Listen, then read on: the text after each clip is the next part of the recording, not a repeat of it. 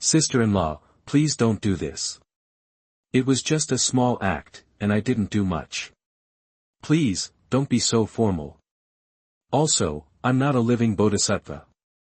Just call me Lily Taylor, Vanessa said, slightly flustered, as she held the woman's hand.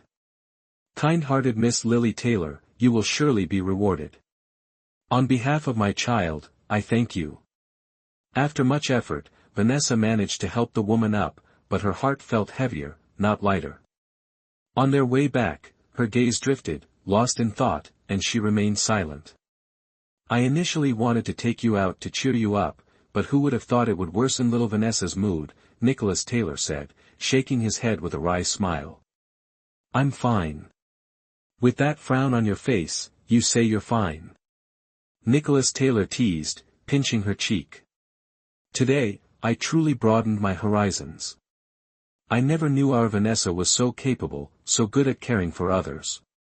It's a pity my fourth brother doesn't have the fortune to enjoy this. Vanessa knew he was trying to lighten the mood, but the child's pale face kept flashing before her eyes, making her reluctant to speak. Seeing Vanessa's silence, Nicholas Taylor's smile faded, and he asked seriously, Vanessa, does Lily Taylor hold a special meaning? The cool autumn breeze swept past, clearing her head. Vanessa's gaze turned distant. Lily Taylor is a flower, representing resilience and simplicity, and also symbolizing eternal beauty. The Lily Taylor was also the first flower.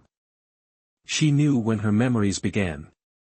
As a child, she simply thought her name was beautiful, but later she understood that Taylor Yun truly desired her to be resilient and unpretentious. Vanessa, your capabilities truly caught me off guard. In the future, even more people will surely come to know your beauty. What shall we do then? Nicholas Taylor's words held an ambiguous meaning. #### Chapter 29, Even eating can't shut your mouth. Vanessa didn't ask, her mind preoccupied with how to help the other refugees. As they entered the city gates, the last rays of sunset faded, and dusk settled. Entertainment venues began to light colorful candles, and the streets filled with a medley of aromas. The Gwyn Hong restaurant was packed with customers, and its entrance bustled with activity. Suddenly, several men dressed as waiters shoved a person outside, shouting angrily, Go away, you damned monk. How many times have you come begging today? If everyone were like you, how could we do business? We might as well offer free food and drinks to everyone. Almsgiver, this humble monk doesn't wish to disturb your business. Seeing as there's quite a bit of leftover food, it would be a waste to discard it. Bestow your kindness upon this old monk and let me take it away. Buddha will bless you. The old monk bowed, pleading. Fine words, you old monk. You've got your eyes on that fish and meat, haven't you? The waiters sneered, let me tell you, old monk, don't even dream about it. We'd rather feed it to the dogs than give it to you. Get out. Get lost and don't let us see you again. With that, they shoved the monk roughly out the door. He stumbled, losing his balance, and in trying to avoid a child, twisted his ankle and fell to the ground. Fourth brother, that, Nicholas Taylor had also seen him. Recognizing the monk as the one they'd encountered earlier, he went straight over without a word, helped him up, and seeing that the monk not only looked unwell but also had difficulty with his leg, after a moment's thought, hired a carriage and took him back to the Taylor estate. The monk was brought by Nicholas Taylor to Henry Owen's villa. Vanessa, without even changing her clothes or taking a sip of water, rushed over. At this moment, the monk had just been settled on a bed. Although severely exhausted, his eyes, like deep wells, shone unusually bright, seemingly able to see through a person's heart in an instant. Seeing Vanessa, a sharp glint flashed in the monk's eyes, his gaze fixed intently on her. Why have you come here again? Didn't I tell you to go back and rest? Nicholas Taylor, seeing Vanessa frown, spoke with evident concern in his voice. Fourth brother, I'm fine. Vanessa shook her head, then looked directly into the monk's eyes. Although they had met once before, looking at those soul-piercing eyes now, Vanessa still felt a deep sense of unfamiliarity. After a few seconds of eye contact with the monk, she truly felt as if her entire being had been seen through. It wasn't exactly fear, but it certainly wasn't pleasant either. She felt that the monk's eyes held too much within them. "It's late, you must be hungry. Leave the matters here to me, don't worry about it. Go back." Nicholas Taylor wanted to send Vanessa away. "Fourth brother probably hasn't had time to call a physician yet. How about I take a look?" Vanessa said, stepping in front of the monk and carefully examining his body, especially his injured leg. After all, he wasn't young anymore. A twisted ankle like this could easily lead to a fracture. Moreover, older people heal slower and are more prone to other complications. It couldn't be taken lightly. "Fifth miss, this won't do, this won't do. This small injury of Wu Chen's is nothing, Wu Chen." Henry Owen seemed slightly surprised. "So, you are Master Wu Chen. My apologies, my apologies. There's no need for such formalities. Wu Chen is just an ordinary monk. Today, it is I, this poor monk, who should be thanking all of you for your kindness." Wu Chen's eyes were clear, his demeanor neither arrogant nor self-effacing. Vanessa didn't ask any further questions and carefully rolled up the master's trouser leg. On their way back, Nicholas Taylor had briefly mentioned their identities. Having the fifth miss of the Grand Tutor's residence personally examine his injury, Wu Chen was clearly somewhat overwhelmed by the honor. Saving lives is a physician's sacred duty, there's no question about it. Having finished her examination, Vanessa bent down again to take Grand Master Wu Chen's pulse. "Amitba, fifth miss, you possess such enlightenment at such a young age. I am ashamed in comparison." Wu Chen stared intently at Vanessa without blinking. Vanessa withdrew her hand, sat down beside the table, wrote out a prescription, and also listed the necessary ingredients on the paper before handing it to Nicholas Taylor. While waiting for the medicine, Vanessa instructed Lillian Li to prepare plain rice porridge. Wu Chen clearly had a weak spleen and stomach, making other foods unsuitable for him at the moment. While eating the porridge, Henry Owen conversed with the Grand Master about the day's events. Wu Chen shook his head wearily.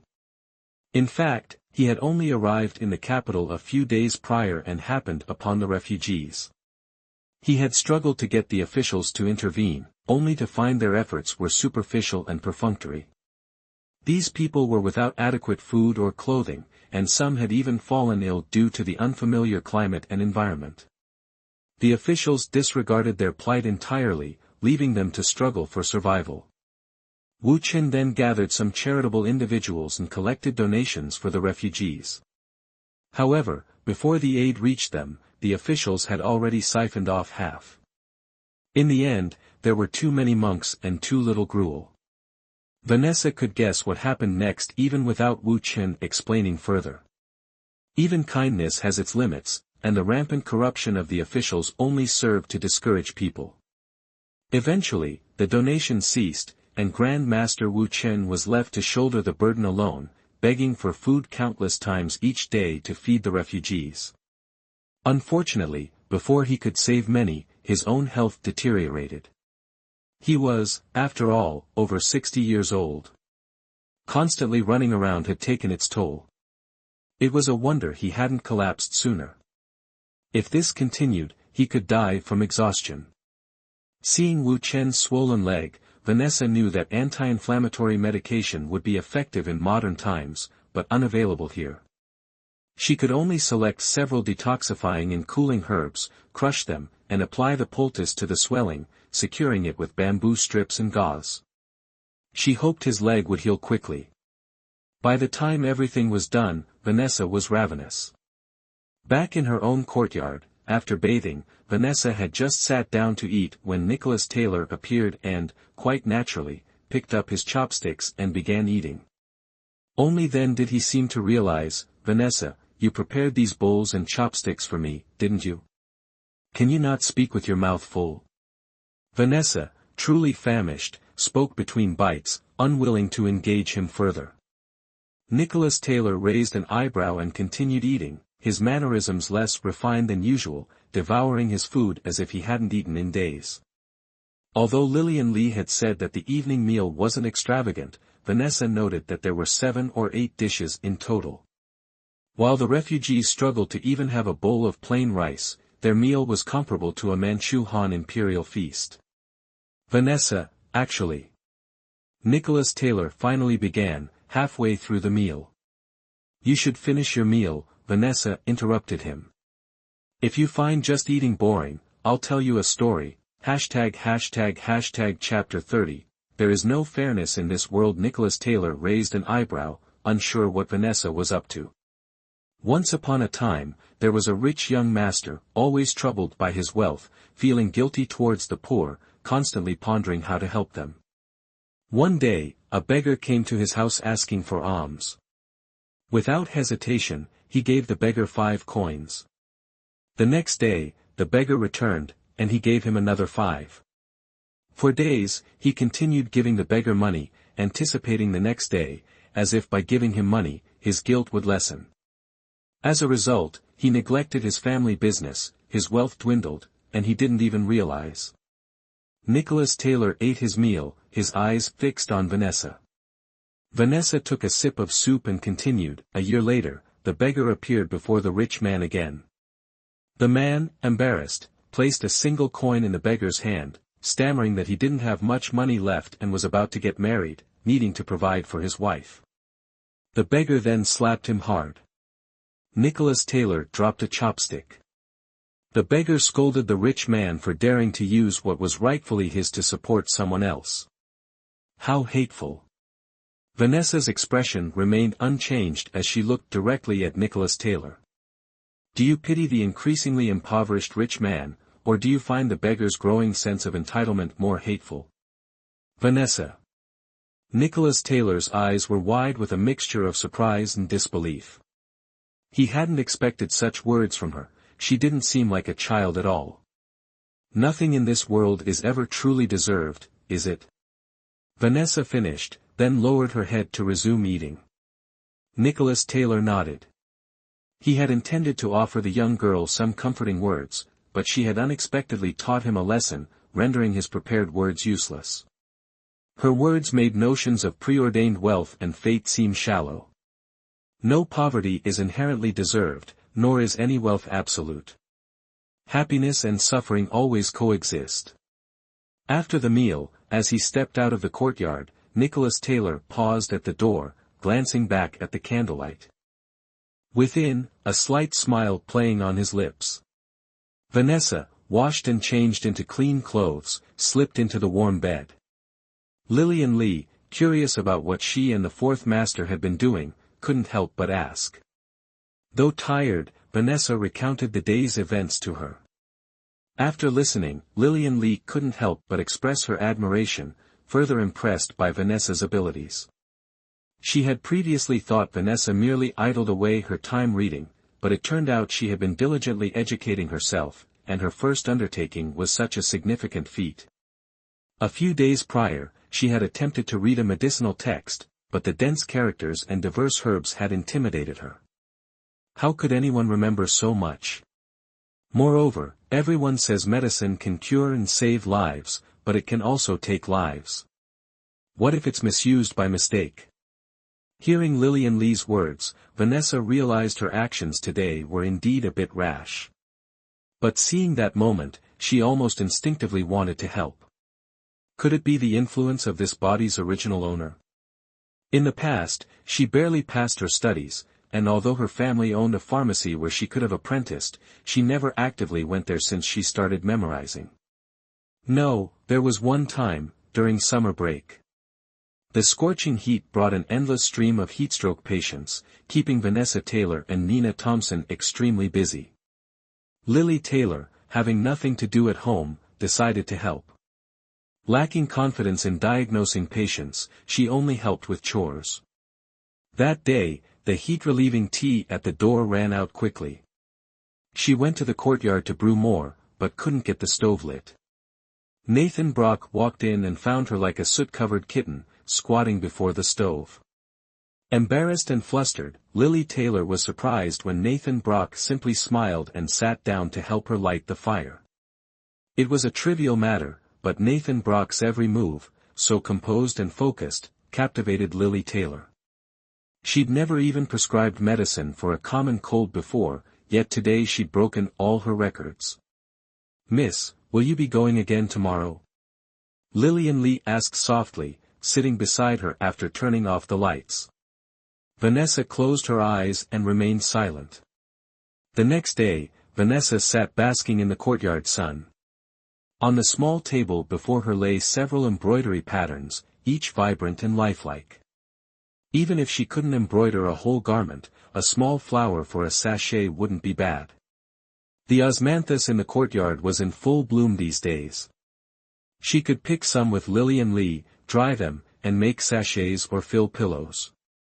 It might help her sleep better at night. Other fragrant flowers bloomed in the library's courtyard, their scents particularly delightful in the cool autumn air. Vanessa had read about their medicinal uses, clearing heat and moistening the lungs, perfect for tea. As Vanessa pondered which pattern to start with, Nicholas Taylor swaggered in, looking cheerful. Seeing her with a needle, he dramatically exclaimed, "Vanessa, am I seeing things?" Ignoring him, Vanessa examined the fabric, unsure which color to embroider first. Nicholas Taylor snatched the fabric and tossed it into a basket. "This isn't for you. Forget it. I'll take you somewhere." Vanessa pulled her hand back and sat down. Proper young ladies don't gallivant. They stay home, reading the classics, embroidering, practicing calligraphy. That's what a true lady does. "Vanessa, what's gotten into you?" Nicholas Taylor stepped closer, scrutinizing her. "I'm your fourth brother. I know you hate this stuff. Don't pretend. I won't tell Mother. If I don't like it now, I'll learn to. I have plenty of time." Nicholas Taylor stared at her. "Stop joking. This isn't something you should be doing. You holding a needle is like a man in a brothel staring at the courtesans but not daring to touch them." Vanessa looked at the needle in her hand, holding it up to Nicholas Taylor. "You're tormenting yourself and then complaining. If it's so upsetting, don't insult me. If you were really my brother, you'd encourage me and find me a decent husband later on." Nicholas Taylor touched his nose, giving a forced laugh. "Your reputation for being foolish has spread far and wide." He was cut short by Vanessa's glare, but his meaning was clear. No noble son would be interested in her, so these superficial pursuits were pointless. It was better to take this opportunity to be carefree and indulge herself. #### Chapter 31, A Grown Daughter is Indeed Hard to Keep. Nicholas Taylor. Vanessa's voice suddenly sharpened, her face cold as she glared at him. "If you want to give up on everything, don't drag me down with you. Why do you assume your words won't hurt me? Why can't I have a good future? Why can't I do what I want?" She wasn't just berating Nicholas Taylor, but also herself. Years ago, Nathan Brock had rejected her, calling her impulsive and childish, saying he couldn't indulge her forever, that pampering her all his life was too tiring. He said he'd found someone better. Lily Taylor had promised to change her impulsive and reckless nature, but what had she done yesterday? Knowing so little, how could she have been so sure she could help them? What if something had gone wrong? Nina Thompson had warned her that Lily Taylor's careless personality wasn't suited for medicine, yet she stubbornly pursued it. After that real-life experience, Vanessa was frightened. She wanted to pick up embroidery, but she didn't know where to begin. It was infuriating. Nicholas Taylor, seeing Vanessa's anger for the first time, was momentarily stunned. Then, he pulled her into a hug, stroking her back. All right, fourth brother was wrong. I shouldn't have said that. Do what you want. When you're a bit older, I'll find you a good family to marry into, okay? I don't want to marry so early." Vanessa didn't pull away from his embrace, finding warmth and a pleasant scent in his arms.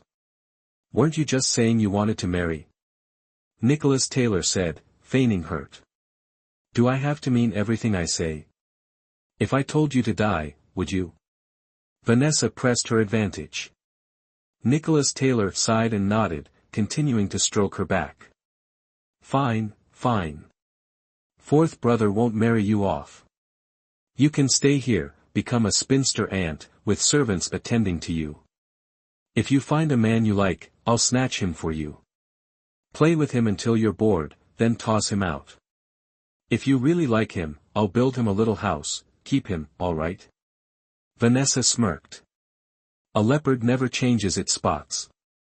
What? Not satisfied? Nicholas Taylor raised an eyebrow, looking down at Vanessa with indulgent eyes, his warm breath on her face. Vanessa could picture their intimate posture, especially feeling his arm around her waist. Her body stiffened, and she uncomfortably pushed Nicholas Taylor away. Nicholas Taylor didn't overthink it, seeing Vanessa wasn't crying, he visibly relaxed. With other stunning beauties, he had countless approaches, but with her, he couldn't exert any force. Vanessa felt her heart race, the thumping strangely distinct, her mind, usually brimming with thoughts, was now empty. Vanessa bit her lip, unsure what she was nervous about, or why embracing her fourth brother made her mouth dry, as if shocked. How bizarre. Vanessa lowered her head, meticulously continuing to arrange the flowers. Come on, fourth brother will take you somewhere exciting. Stop with the flowers. Nicholas Taylor shook his head, pulling her up regardless. Aren't you afraid I'll scold you again? Vanessa asked, standing up nonetheless.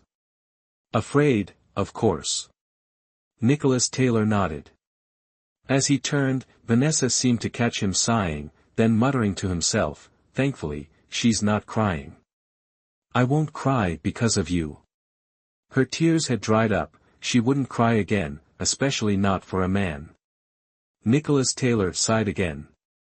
A grown daughter is indeed hard to keep. Vanessa kicked him from behind, but without controlling her force. If Nicholas Taylor hadn't been holding her hand, she would have fallen. Look, just now you were talking about being a proper lady, and now you're acting like this. No wonder you're looking for a husband now, you might actually end up an old maid. Nicholas Taylor shrugged, clicking his tongue. Vanessa gritted her teeth. She had only been joking, yet he kept teasing her about it. You don't have to worry about finding someone. Even as a last resort, you just need to beckon Violet Carter, and she'd gladly take her clothes off for you. Nicholas Taylor stopped abruptly, his face darkening, his head radiating coldness. Even his usually lively peach blossom eyes lost their spark. Vanessa snorted.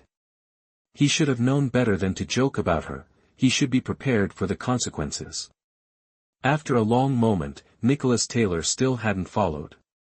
When Vanessa turned around, he brushed past her like the wind, looking genuinely angry. It was just a joke. Was he really that hurt? Vanessa watched him enter the library, his steps unusually quick, seemingly having no intention of waiting for her. This time, they took a small, less conspicuous path. Vanessa considered not following, but since discovering the secret chamber in the library, she still held a sliver of hope, wondering if there was more to find. With that thought, she shrugged and cautiously followed. This time, they didn't go to the secret chamber. Nicholas Taylor led Vanessa around the library several times before reaching a nearby storage room. Vanessa looked at Nicholas Taylor questioningly. He raised an eyebrow and pushed the door open. The room was crammed with belongings, the air thick with dust and the faint smell of mildew. Several old paintings hung on the walls. At first glance, the room seemed filled with antiques, nothing particularly special. Could it be that Nicholas Taylor actually believed her words, wanting her to bury her head in books? Excel in her studies, and then marry? Lost in thought, Nicholas Taylor carefully moved a painting on the wall, then fiddled with the wall for a moment, and a whole wooden panel was removed, revealing a pitch-black room within. Another secret chamber. A saying suddenly popped into Vanessa's head, dragons beget dragons, phoenixes beget phoenixes, rats beget hole diggers.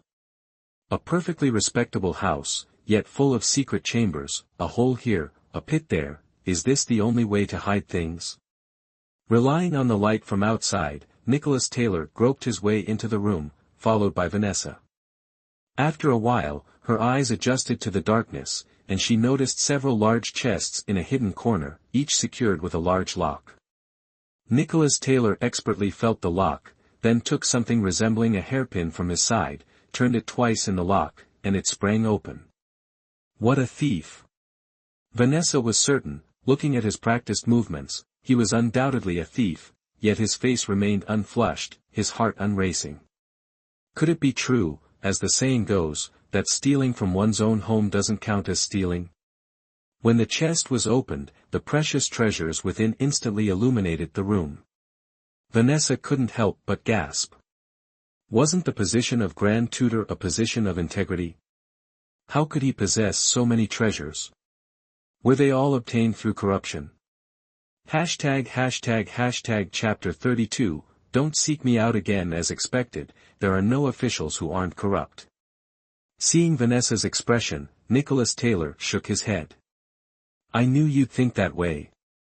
Don't forget, some official positions are hereditary, passed down through generations. Wouldn't they accumulate some wealth? Besides, our old man isn't just any Grand Tutor. The Emperor has bestowed upon him no small amount of fertile land and fine houses, with yearly harvests. Vanessa nodded, letting it go. Looking at these dust-covered treasures, perhaps, learned men are truly indifferent to material possessions. Otherwise, why would old Tutor Taylor leave these treasures in this hidden corner? No wonder Nicholas Taylor spent lavishly without fear. With so much money, even if he frequented pleasure houses day and night, indulging in revelry, he wouldn't have to worry about poverty for generations. But what was his purpose in bringing her here? Was it to show her how wealthy his family was, implying that even if she didn't know the 4 books and 5 classics, or possess any artistic skills, she would still find a good husband due to a generous dowry? Vanessa couldn't help but shiver, staring at Nicholas Taylor as he unfolded a piece of cloth, placed items inside, and wrapped them up. After they left the room, Nicholas Taylor took Vanessa's hand, his pace quickening. Buy them some food, and also some warm clothes. Vanessa's mind went blank.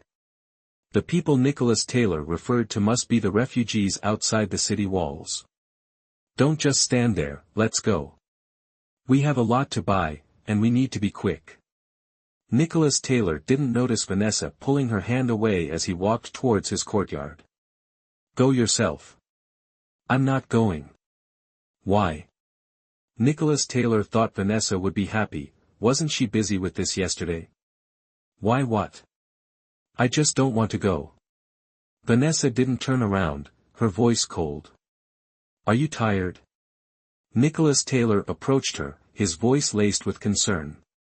Vanessa didn't reply, brushing past him and heading back.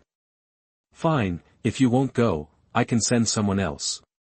Nicholas Taylor smirked, following her and affectionately ruffling her hair. What about Master Wu Chen? Didn't you say he needed his medicine changed today? Will you go now? No.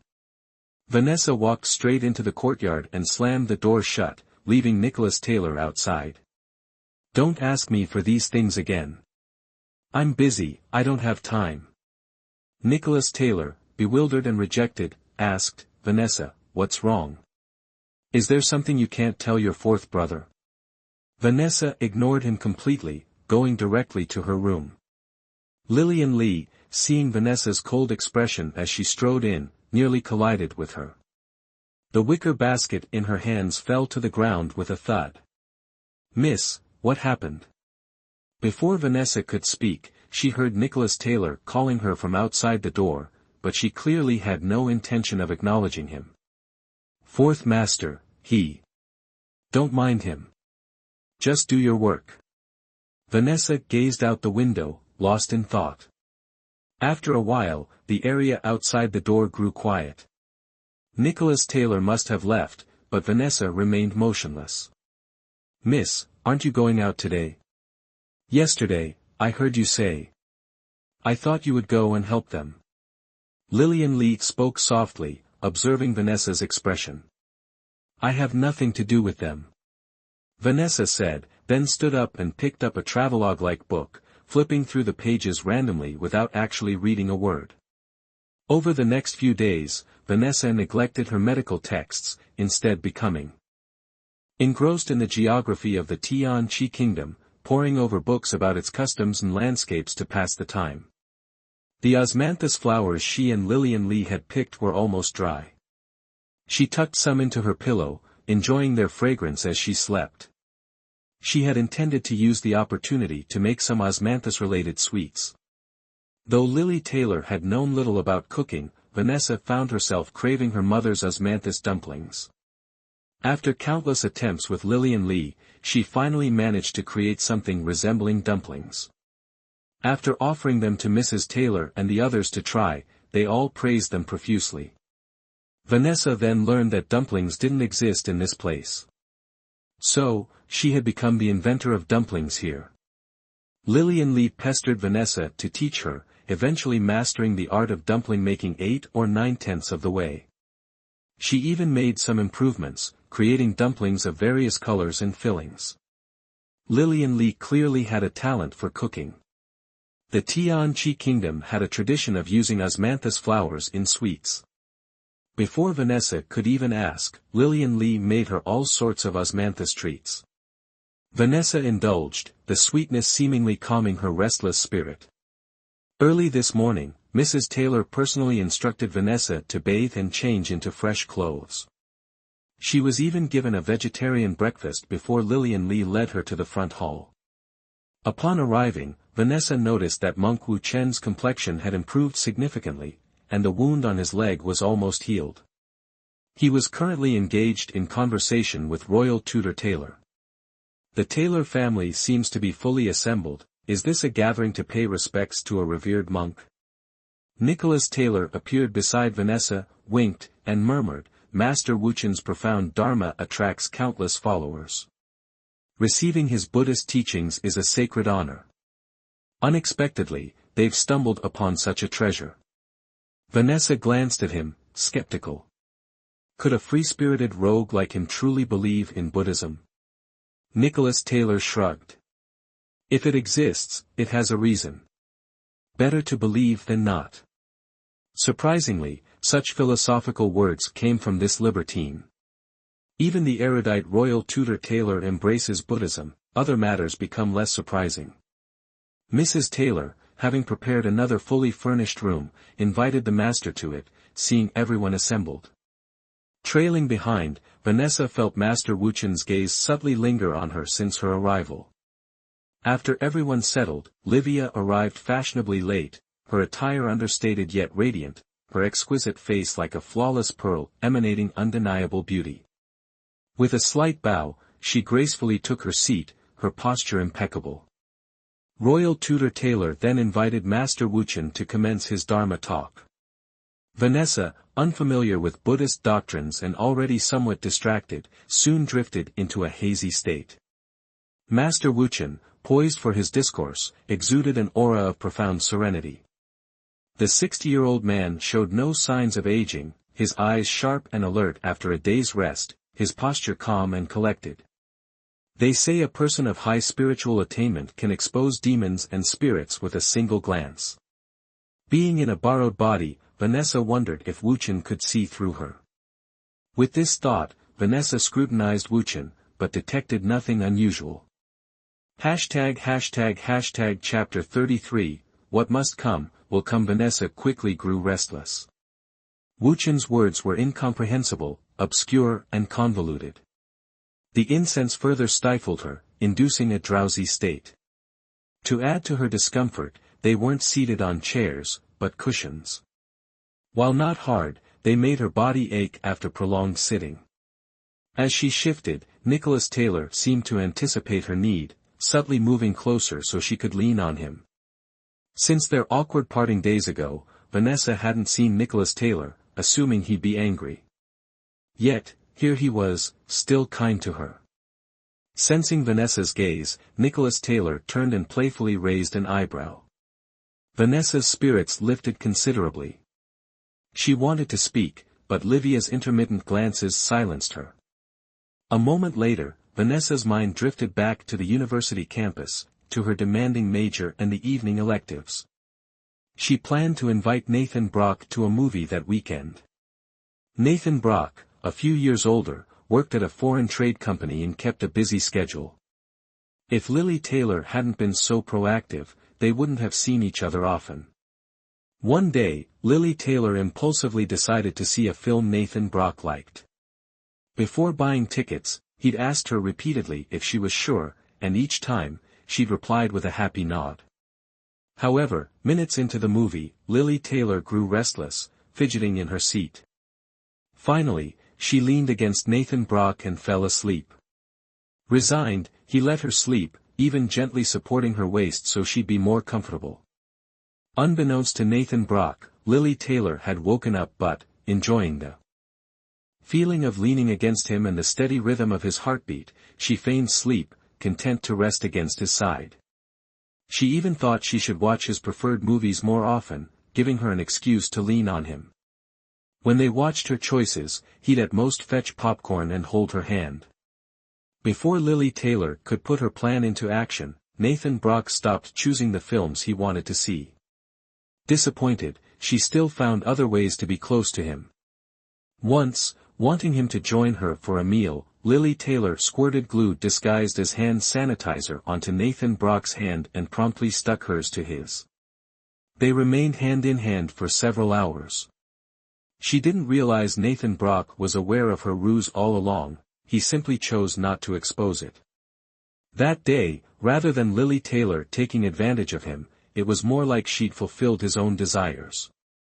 Nicholas Taylor nudged her with his elbow, and Vanessa realized Master Wu Qian had finished speaking and was now imparting his wisdom to Livia. Uninterested, Vanessa struggled to her feet, ready to leave. "Fifth Miss, please wait," Master Wu Qian intoned, his gaze fixed on her. Vanessa hesitated, looking at him questioningly. "This humble monk is deeply grateful for your assistance the other day." Vanessa shook her head, turning to go. "It was nothing, Master. There's no need for thanks. Fifth Miss, have you heard the saying, lost in a dream, unaware of being a guest?" Master Wu Qian asked softly, his voice reaching only her ears. Vanessa froze. It was finally happening. Turning back, she met Master Wu Qian's calm, unforced gaze. Vanessa stopped and walked towards him. "I know very well that none of this is a dream. Yet, in your heart, you yearn to return to that place. A wish you've held on to from the very beginning," Master Wu Qian said, seeing right through her. Vanessa remained silent, her hands clenching beneath her sleeves.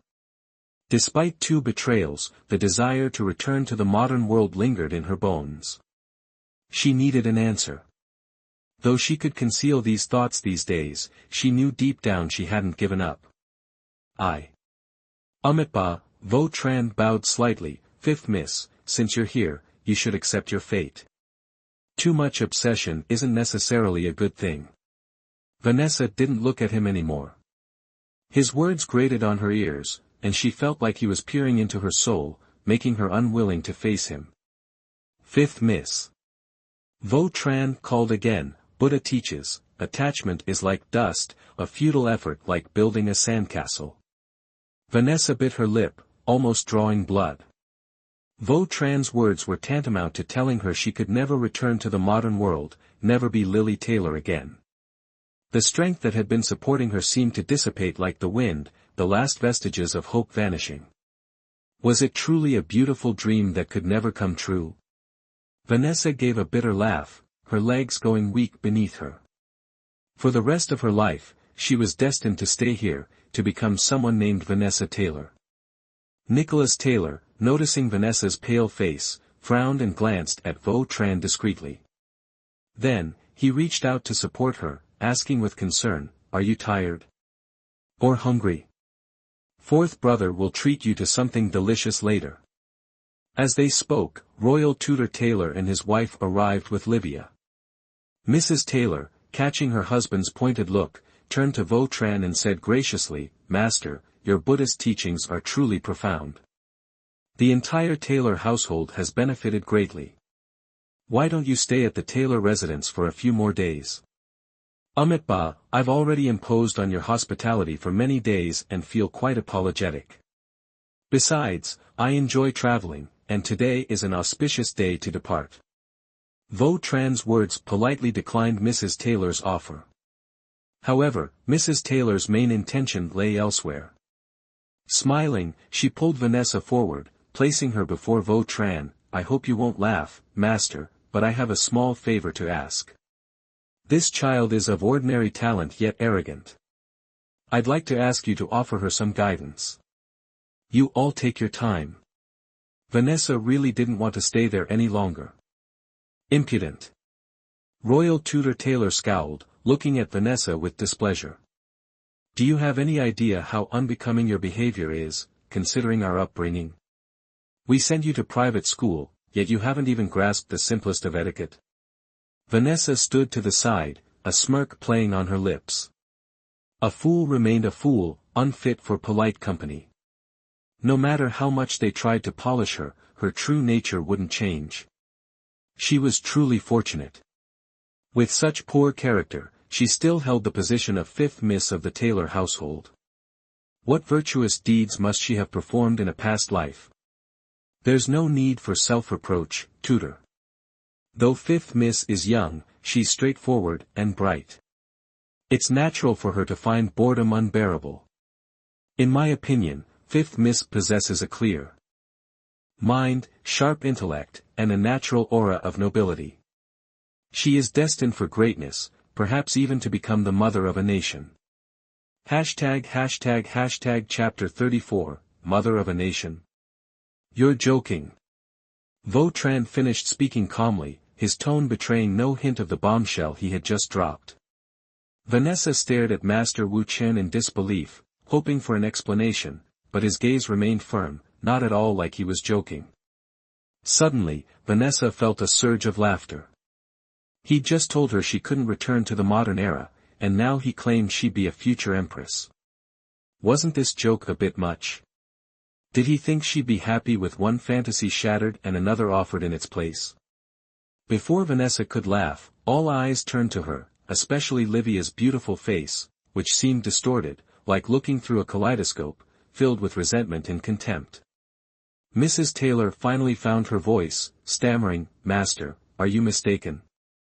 My youngest, our third daughter, Livia, has never caused us a moment's worry." She then pushed Livia towards Master Wu Qian. The master clasped his hands. Amitabha. This humble monk does not lie. The third Miss's future is boundless. Know when to stop, do not be greedy. This is a heavenly secret. Having revealed it, I will face karmic retribution. If it's a heavenly secret, shouldn't he keep his mouth shut? How can he spout such nonsense? Isn't he afraid of divine punishment? Vanessa cursed inwardly. Empress? Bullshit.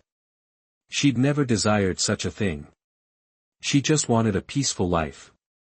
Mrs. Taylor's earlier politeness towards Vanessa was just for show. Everyone in the Taylor estate knew she was once considered a fool. Now, to say she'd be an empress? Preposterous. For the next few minutes, the Taylor household stared at Vanessa like she was a monster, as if seeing her for the first time. Nicholas Taylor's expression darkened, his lips pressed together, his body radiating coldness. His gaze fell on Vanessa, but his focus was elsewhere. Vanessa stood her ground, fuming. Let them stare, she thought. They'll see how much of a liar this monk is. She shouldn't have let him in the door in the first place. Now everything was about to change. Monk, you better take back your words.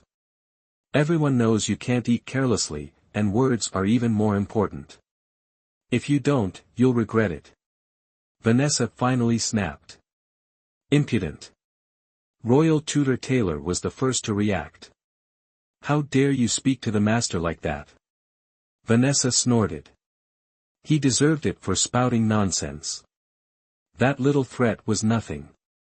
Mrs. Taylor, still shaken, tugged at royal Tudor Taylor's sleeve. "My lord, this. I didn't mishear, did I? The future empress shouldn't." Royal Tudor Taylor glared at Mrs. Taylor, who quickly shut her mouth, knowing such treasonous words couldn't be uttered aloud. Livia, after a long moment of shock, seemed to accept this fate. If Vanessa wasn't mistaken, she even looked relieved. Master Wu Qian surveyed the hall, then, with an enigmatic smile, departed, leaving behind a room full of stunned people. Vanessa wanted to call him back, demand an explanation, but Royal Tudor Taylor stood before her, blocking her path. Glancing sideways, she saw Henry Owen standing pensively, occasionally looking at her with a stunned expression, clearly shocked and unable to comprehend how someone like Vanessa could possibly become the Empress. Vanessa sought out Nicholas Taylor for clarification, but he approached her with a faint smile. "Congratulations, fifth sister," he said. "From now on, our Taylor household's hopes rest on you." Staring at Nicholas Taylor's smile, Vanessa felt a surge of anger and disgust. "I hear the Emperor is a 40-something-year-old geezer," she retorted. "It's uncertain if he's even still virile. Taking me, a young woman in the prime of my life, isn't that just for show?" Royal Tudor Taylor was truly enraged. "You wretch," he thundered. "How dare you speak such insolent blasphemy against His Majesty? Such words are not fit for a woman like you." Vanessa scoffed. "I may not speak," she declared, "but don't look at me with such fervent eyes. I'm not a sacrificial lamb, nor am I a tool for your family's gain. You want to continue as officials, you want the Taylor household to flourish, but you can't gamble with my happiness. You can't pave your way with a woman, satisfying your thirst for power." Royal Tudor Taylor, pointing at her in disbelief, couldn't believe his ears. No one had ever spoken to him so directly. Marriages had always been arranged by parents, and here she was, uttering such reckless words, provoking him to the point of apoplexy. He wanted to throttle the little hellion. Mrs. Taylor was also stunned by Vanessa's words, but before she could speak, she rushed to comfort Royal Tudor Taylor, whose face suggested he might expire any second. Nicholas Taylor's sardonic smile vanished as he took Vanessa's hand and led her outside. Once outside the Taylor household gates, Vanessa flung his hand away and wandered aimlessly down the street. Seething with rage, she fumed. Who were they to decide her fate? Even more ludicrous, after offering her up as a sacrifice, they still looked down on her. Was she truly that worthless? That blithering old monk, what did he gain by uttering such pronouncements? Didn't he know that in this feudal society, his words could ruin her? He spoke of saving suffering souls, but he was clearly exploiting the situation, treating lives like weeds. He wasn't a monk, he was an executioner. No, he must have been bribed. Perhaps their previous encounter was no coincidence. And that sanctimonious Royal Tudor Taylor, all he cared about was power. It was his own daughter, but he wouldn't lose anything. He'd force her onto that throne, no matter the cost. Human rights meant nothing to him. What kind of people had she stumbled upon? If she was destined to remain here, granting her an ordinary life would suffice, why must it be this cursed position? Does her existence truly offend the heavens so much? As Lily Taylor, she died once filled with hatred. Now, they still won't let her live in peace. If she truly becomes empress, even 1,000 deaths would be too light a punishment. The imperial harem has always been treacherous, one misstep could lead to a nameless grave. Why? Vanessa stood by the riverbank, screaming silently towards the flowing water. Birds perched on branches suddenly scattered in flight, and passers-by cast strange glances at her.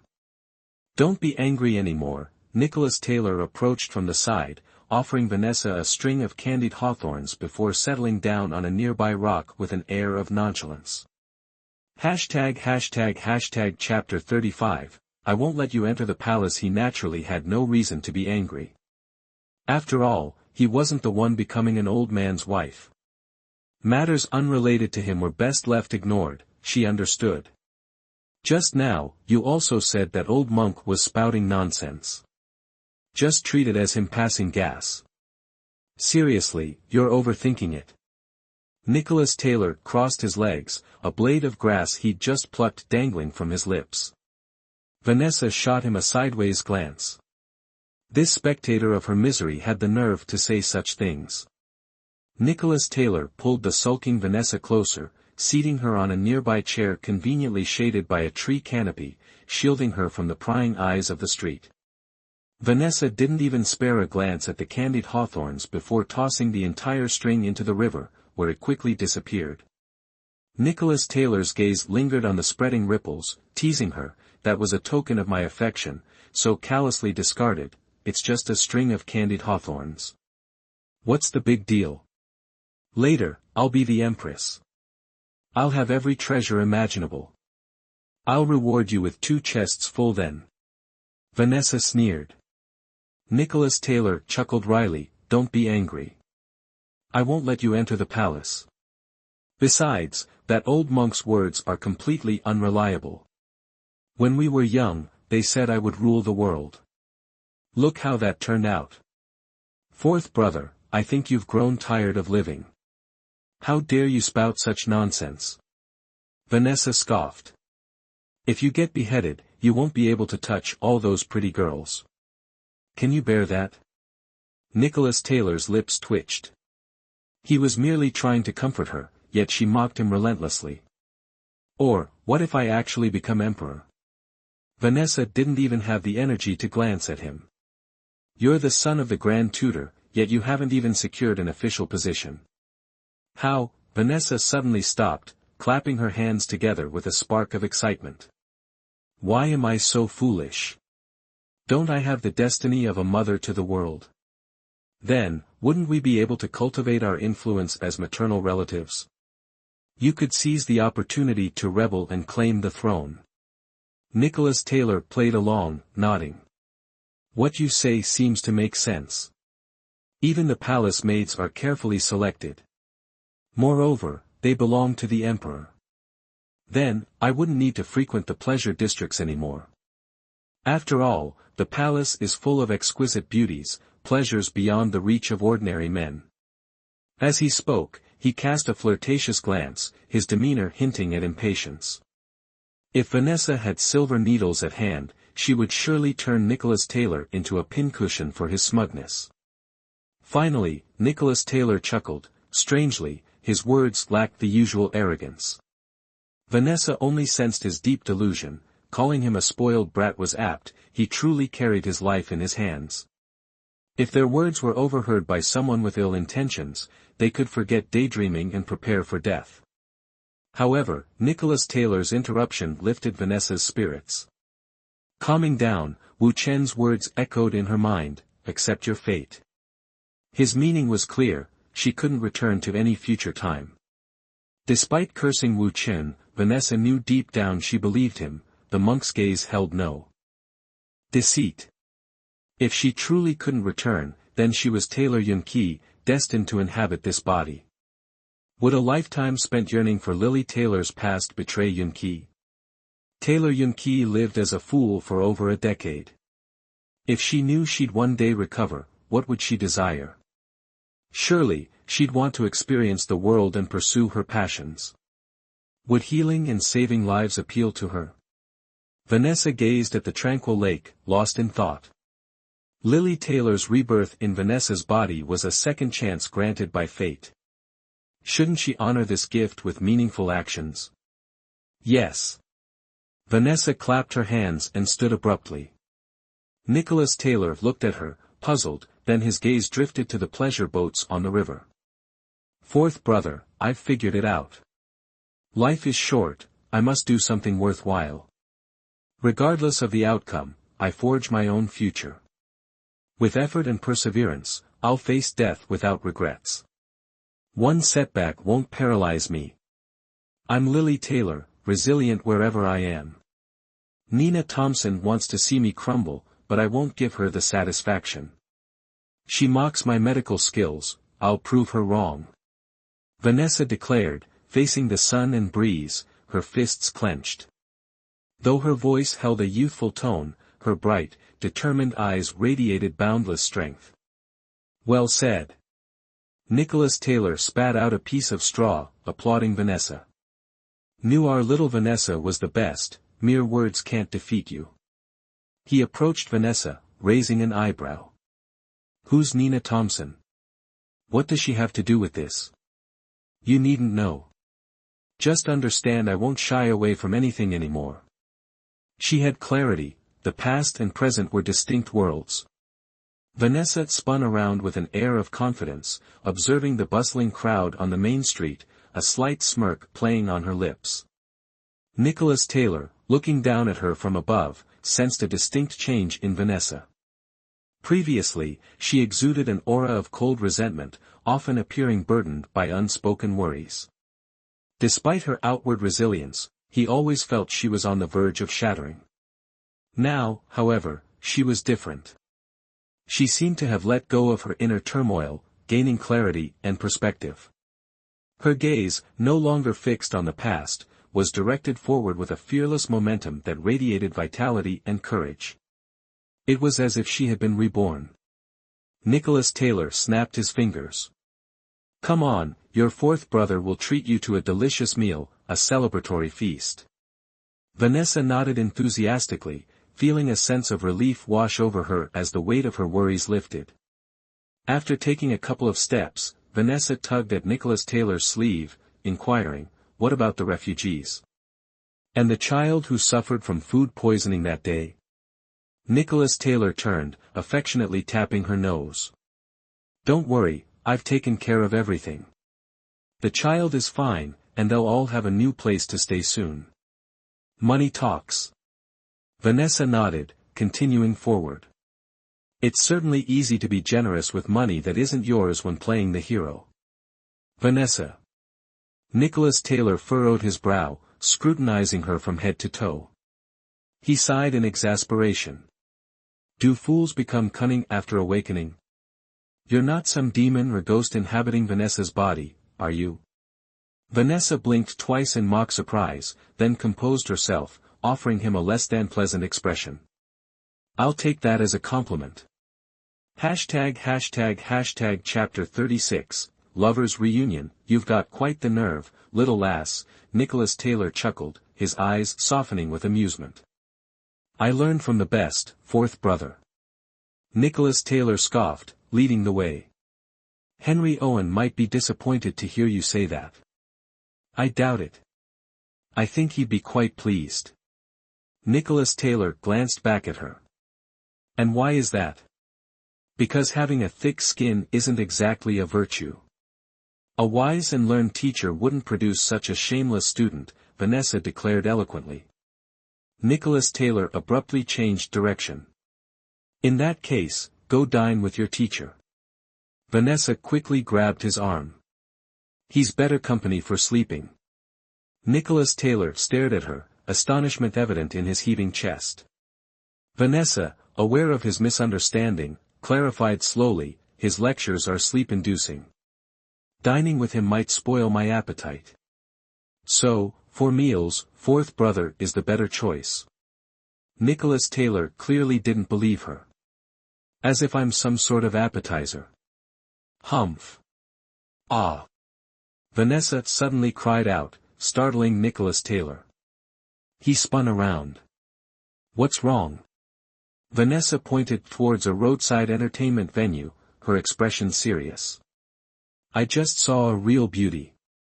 This time, it was Nicholas Taylor's turn to roll his eyes, thinking, what's the big deal? Kids will be kids, making a fuss over nothing. Vanessa stopped walking and pointed inside. Fourth brother, she said, why don't we have lunch here? Absolutely not. Nicholas Taylor replied without hesitation. Why not? It's broad daylight. Nothing shady could be happening inside. I could broaden my horizons by observing the beauties within. They say the women here are graceful, charming, and utterly captivating. If I really must marry that old man, having a skill like this could help me survive, couldn't it? Vanessa finished, glancing at Nicholas Taylor and noticing his pale face. Suddenly, Vanessa felt a little hesitant to continue. She had only spoken casually, not truly meaning what she said. In the next instant, Nicholas Taylor gripped her wrist, pulling her away quickly. After a short distance, he stopped, placing his hands on her shoulders, his tone stern. A respectable young lady shouldn't joke like that. That's not a place you should go. And remember what I said, I won't let you enter the palace. Instead of being touched, Vanessa calmly replied, I was just saying I wanted to examine the lady's health. You know, women have certain difficulties. If I had skillful hands, I could examine the consorts in the palace. Perhaps their gratitude would ensure I wouldn't die too horribly. Vanessa Taylor. Nicholas Taylor's voice boomed, his face a frightening shade of green. His throat worked, and for a moment, it seemed a roar of fury would erupt from him. Vanessa licked her dry lips, feeling inexplicably guilty. There are many such entertainment establishments. If my fortunes decline, I could examine people, earn some money, and avoid starvation. Are you trying to drive me to an early grave? Nicholas Taylor's voice was low, but laced with deep anger. His dark eyes, bottomless and intense, seemed to flicker with fire. Finally, seeing Vanessa's innocent face, he swallowed his harsh words. At last, he sighed. No matter what happens, I'll take care of you. Oh. Vanessa stared at him, the word escaping her lips almost involuntarily. With that, Nicholas Taylor took her hand, turned, and continued walking, pulling her towards Gwyn Hong Kak. As they reached the entrance, shouts of "thief" erupted. The once spacious street quickly became crowded with curious onlookers, many joining the chase. The thief seemed to possess some martial arts skill. Each time he was almost caught, he deftly evaded capture. To hinder his pursuers, he overturned vendors' stalls as he ran, adding to the chaos. Vanessa watched the dirty, unidentifiable thief intently. Despite the numerous pursuers, he didn't appear panicked, but rather seemed to be toying with them. Just as Vanessa was about to speak to Nicholas Taylor, a surge of people pressed in on them, engulfing them in the crowd. Though she couldn't see him, Nicholas Taylor's hand remained firmly clasped around hers. By the time Vanessa came to her senses, she had been pulled into a discreet house nearby. Suddenly, a flash of vibrant color caught Vanessa's eye as a figure darted past and into Nicholas Taylor's arms, a remarkably clear voice exclaiming, "Nicholas." Nicholas Taylor's hand, which had been tightly gripping Vanessa's, abruptly released her as he embraced the beautiful figure. Vanessa observed a complex expression on his face, a mixture of astonishment and joy. Vanessa blinked, thinking she must be mistaken. This beauty seemed to be the same person she had just seen moments ago. Moreover, Nicholas Taylor's expression was incredibly vivid. Just one glance, and Vanessa couldn't help but think, this scene, it's clearly a reunion of old lovers, inseparable. "Tan Hai, why are you out here?" Nicholas Taylor asked tenderly, holding her close. "Nicholas, I've finally found you again. I'm not dreaming, am I?" The beauty's exclamation was nothing out of the ordinary. Nicholas Taylor chuckled, "Silly, this is real, not a dream. I can even smell the jasmine on you." Tan Hai then gave a slightly embarrassed laugh. "It's not a dream. That's wonderful. I've longed for this day.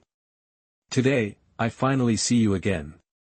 Before this, I thought I might never see you again in my lifetime." "Don't speak such ill-omened words." Nicholas Taylor frowned, his arms tightening around her. "You'll be all right. Do you remember what you promised me?" Tan Hai, eyes brimming with tears and overflowing with affection, nodded repeatedly and rested her head on Nicholas Taylor's shoulder. Vanessa had always imagined people of the past to be stiff and reserved. Who knew that witnessing a lover's reunion for the first time would be so passionate? At this rate, weren't they about to get intimate? Hearing Nicholas Taylor's words, Tan Hai smiled happily, her voice choked with emotion, I remember everything you said. You promised to take me to see the wisteria flowers, and in spring, we'd ride horses on the grasslands, sail in summer, pick wild fruits in autumn, and watch the snow fall together in winter. So you don't believe me? Nicholas Taylor asked in return, but without any hint of reproach. Tan Hai quickly shook her head. No, I certainly believe you, Nicholas Caca. In this world, I only trust you. Don't worry, these days won't last much longer. Just wait a little longer. Wait a little longer, and then they would be together for a lifetime, living days of enchanting love. Vanessa thought to herself, but for some reason, she felt a pang of bitterness in her throat. Chapter 37, Do you want me to be a third wheel? Nicholas Caca, I will wait for you, forever wait for you. You owe me, you must repay me. Tan Hai said, her smile tinged with bitterness. Nicholas Taylor's gaze was as gentle as water. I owe you so much, Vanessa had intended to remain silent, but her throat was too uncomfortable. She couldn't help but cough twice. Nicholas Taylor's saccharine, gentle expression instantly froze, unsure whether to maintain it or drop it, looking quite comical. Vanessa, recalling his bitter words from earlier, couldn't help but laugh. At this moment, Tan Hai came back to her senses, hurriedly releasing Nicholas Taylor. She was both embarrassed and flustered, with a hint of surprise. It seemed her longing just now was so intense that she momentarily forgot Vanessa's presence. Nicholas Taylor coughed awkwardly, covering his mouth with the back of his hand, then smiled and introduced Vanessa to Tan Hai. This is Vanessa, my fifth sister, not a stranger. Vanessa politely smirked, hello, beautiful sister. Hearing Vanessa's words, Tan Hai blushed again. Be serious. Nicholas Taylor glared at Vanessa. Tan Hai is older than you. Vanessa raised an eyebrow, wondering if he was implying she should address Tan Hai as her sister-in-law. Nicholas, it's all right, Tan Hai shook her head, looking at Nicholas Taylor. The beautiful woman smiled, like a blooming peony. Not only did she have a graceful figure and cascading black hair, but her skin was also as white and smooth as snow, as warm and lustrous as jade. With a perfectly oval face, sparkling eyes, a delicate nose, and luscious red lips, her beauty was captivating, like a painting wherever she stood. Nicholas Taylor admired Tan Hai's understanding nature. As their eyes met, the atmosphere crackled with unspoken tension, like dry wood meeting fire. Vanessa truly felt like a third wheel. Just as she was about to discreetly turn and leave, Nicholas Taylor pulled her back. Where are you going? Vanessa glared at him. Did he really want her to stay here as a light bulb? They might not be blinded by the brightness, but she couldn't keep shining like this. Tan Hai glanced at Vanessa, then at Nicholas Taylor, and said sincerely, it's so good that fifth sister is healthy now. It seems like it's been a while. Vanessa has become even more beautiful. Without saying anything else, just looking at Tan Hai's ethereal smile, Vanessa felt like her recovery was worth it. Lily Taylor was once considered a beauty, but compared to Selena, she was on a completely different level. Selena possessed an otherworldly charm. Did Vanessa also know Selena? Vanessa looked up at Nicholas Taylor, hoping to find the answer in his eyes. Nicholas Taylor didn't keep her waiting, saying, Moro Selena, you used to follow her around when you were little. How could you forget? Vanessa shook her head, having no recollection, but out of politeness, she still thanked Tan Hai for the compliment. Less than a moment later, their gazes shifted away from Vanessa. Nicholas Taylor looked seriously at Selena and asked, what's the situation inside? It's even more treacherous.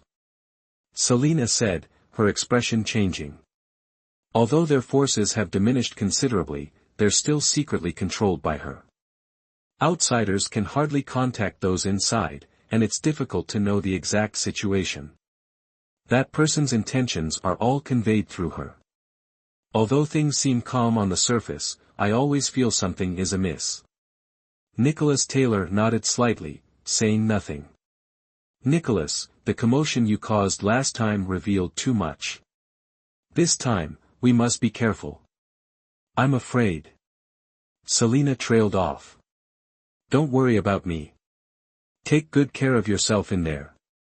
Don't put yourself in danger, or I'll be heartbroken," Nicholas Taylor said frankly. Selina nodded repeatedly, tears welling up even more intensely. "I know, I've been there for quite some time, so I know exactly what to do." Nicholas Taylor parted his lips slightly, but swallowed the words that reached his tongue. "Nicholas, it's getting late. I have to go. Take care. If there's any news, I'll find a way to contact you." Having said that, Selina gritted her teeth and released Nicholas Taylor's hand. Though reluctant, Nicholas Taylor forced himself to let go of her hand, his gaze fixed on her. Selina had only taken 2 steps when Nicholas Taylor abruptly pulled her back, his eyes locked on her face as he said in a low voice, "Be careful on your way. Don't worry, Raphael Montague is waiting for me outside. Nothing will happen. I'm leaving now." This time, Selina was resolute, walking straight out the door without looking back. Nicholas Taylor stood frozen, her figure long gone, yet he still clung to hope. Looking at his rigid back, Vanessa felt a pang of sympathy, a sigh escaping her lips. Selina's bearing and exquisite beauty, no less than Livia's, clearly indicated she wasn't from an ordinary family. Furthermore, Nicholas Taylor's eyes revealed his love for her. However, judging by the current situation, a lasting relationship between them seemed impossible. It's no wonder that throughout history, the greatest desire of enamored young men and women has been to marry their beloved. Sadly, like the moon that waxes and wanes, human affairs are subject to change, and good fortune is often fraught with obstacles. Just like Lily Taylor back then, she wholeheartedly believed she would spend her life with Nathan Brock, yet he still left, and with Nina Thompson, no less. Vanessa knew she should comfort Nicholas Taylor, but the words on her lips took a different turn. "They say fireworks are fleeting, and love is fragile. It's just a passing fancy. Once you've seen it, let it go. Don't delude yourself into thinking you can hold on to it forever." Nicholas Taylor slowly turned his head, silently gazing at Vanessa for a moment. Vanessa turned away, unable to meet his gaze. The pain in his eyes was all too familiar. "It's not my fault you two can't be together. You don't need to look at me like that." Nicholas Taylor stepped forward and tugged on Vanessa's ear. "Little lass, what's going on in that head of yours? Why do you always say such strange things? Becoming so wise to the ways of the world at such a young age, do you plan to become a nun?" "Hey! Let go!" Vanessa yelped, hopping on one foot and trying to swat his hand away. He only tightened his grip, causing her face to flush crimson. "Nicholas Taylor, I said let go. Now. Release me. Impudent child, call me fourth brother." Nicholas Taylor glanced at her, continuing to pull her ear. Vanessa glared at him, refusing to comply. Who was older and who was younger was still debatable, in her opinion. Nicholas Taylor lifted his wrist, straightening his back. The pain in Vanessa's ear intensified, forcing her to tilt her head to find some relief. Seeing that he wouldn't relent, Vanessa's temper flared. She punched and kicked at him, but her small frame and his height made her attacks ineffective, only worsening the pain in her ear. Moreover, the more she struggled, the faster Nicholas Taylor walked, forcing Vanessa to practically run after him. She looked like a wooden puppet being toyed with, spinning in circles. Vanessa was truly furious now, her eyes red-rimmed as she glared at Nicholas Taylor. Some folks just ain't worth a lick of sympathy. One minute, I'm feeling a twinge of pity for him, 'cause he can't be with his true love, and the next, he's off gallivanting and having a grand old time. Honestly, I reckon Nicholas Taylor's just using Ton Hai. #### Chapter 38, Humiliated. Ignoring him no matter how hard Nicholas Taylor tugged on her ear, Vanessa wouldn't budge. She stared at him, unblinking. At first, Nicholas Taylor just wanted to mask his own heartache, then have a bit of a lark with Vanessa. He never expected to genuinely rile her up. Quick as a flash, Nicholas Taylor let go of her ear, flashing a cheeky grin. He sidled up to Vanessa, nudging her with his elbow.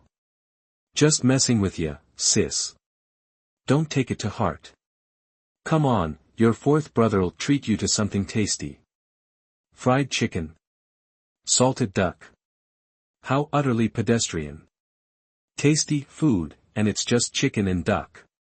Vanessa shot him a look, remaining rooted to the spot. Only then did Nicholas Taylor realize the gravity of the situation. His playful demeanor vanished, replaced by a serious expression. "Vanessa," he asked, "did I really hurt you?" "No kidding, Sherlock." Nicholas Taylor looked at Vanessa's reddened ear, chuckling awkwardly. "Oh dear, our little Vanessa is so delicate, so green around the gills. Not like your fourth brother, thick-skinned and plump, already old and decrepit. Old age ain't no fun, hands and feet all clumsy, causing little Vanessa pain." Vanessa snorted, continuing to ignore him. "They say a bad penny always turns up. A blight that crushes delicate blossoms, how could he possibly be old?" Nicholas Taylor snuck a glance at Vanessa, noting her frosty expression and her unwavering refusal to move. Having exhausted all avenues of apology, and Vanessa showing no signs of relenting, Nicholas Taylor's deep-set eyes darted around, searching for a solution. It seemed he had no choice but to deploy his ultimate tactic. Vanessa fiddled with her fingers, the anger she'd barely managed to quell now flaring up again, thanks to Nicholas Taylor. If he dared to push his luck any further, she'd give him a thrashing that even Ton Hai wouldn't be able to stand. "Goodness gracious!" Nicholas Taylor exclaimed, feigning astonishment. "Look over there. A beautiful lady just lost her skirt." Vanessa instinctively turned to look, but of course, there was no such damsel in distress. It was all a fabrication. Seeing Vanessa fall for his ruse, Nicholas Taylor erupted into laughter. "Ha! Little Vanessa, you're such a perv." Vanessa's head throbbed. Standing with him was a sheer humiliation. Ignoring him completely, she strode into the Gwyn Hong Kak. Nicholas Taylor rubbed his nose, his laughter subsiding just in time to follow Vanessa into the Gwyn Hong Kak. The manager of the Gwyn Hong Kak, beaming, greeted Nicholas Taylor upon his arrival and personally escorted them to a private room on the second floor. The windows, overlooking the river, were thrown open, offering a breathtaking view that extended to the distant mountains ablaze with autumn foliage. Without a shred of hesitation, Nicholas Taylor dispensed with the menu and proceeded to order a feast: chicken, duck, fish, meat, and a selection of fresh vegetables. The Gwyn Hong Kak truly lived up to its reputation. Even a simple steamed egg dish was elevated to a work of art. Soon, the dishes arrived. Vanessa, ravenous by this point, wasted no time in picking up her chopsticks and digging in.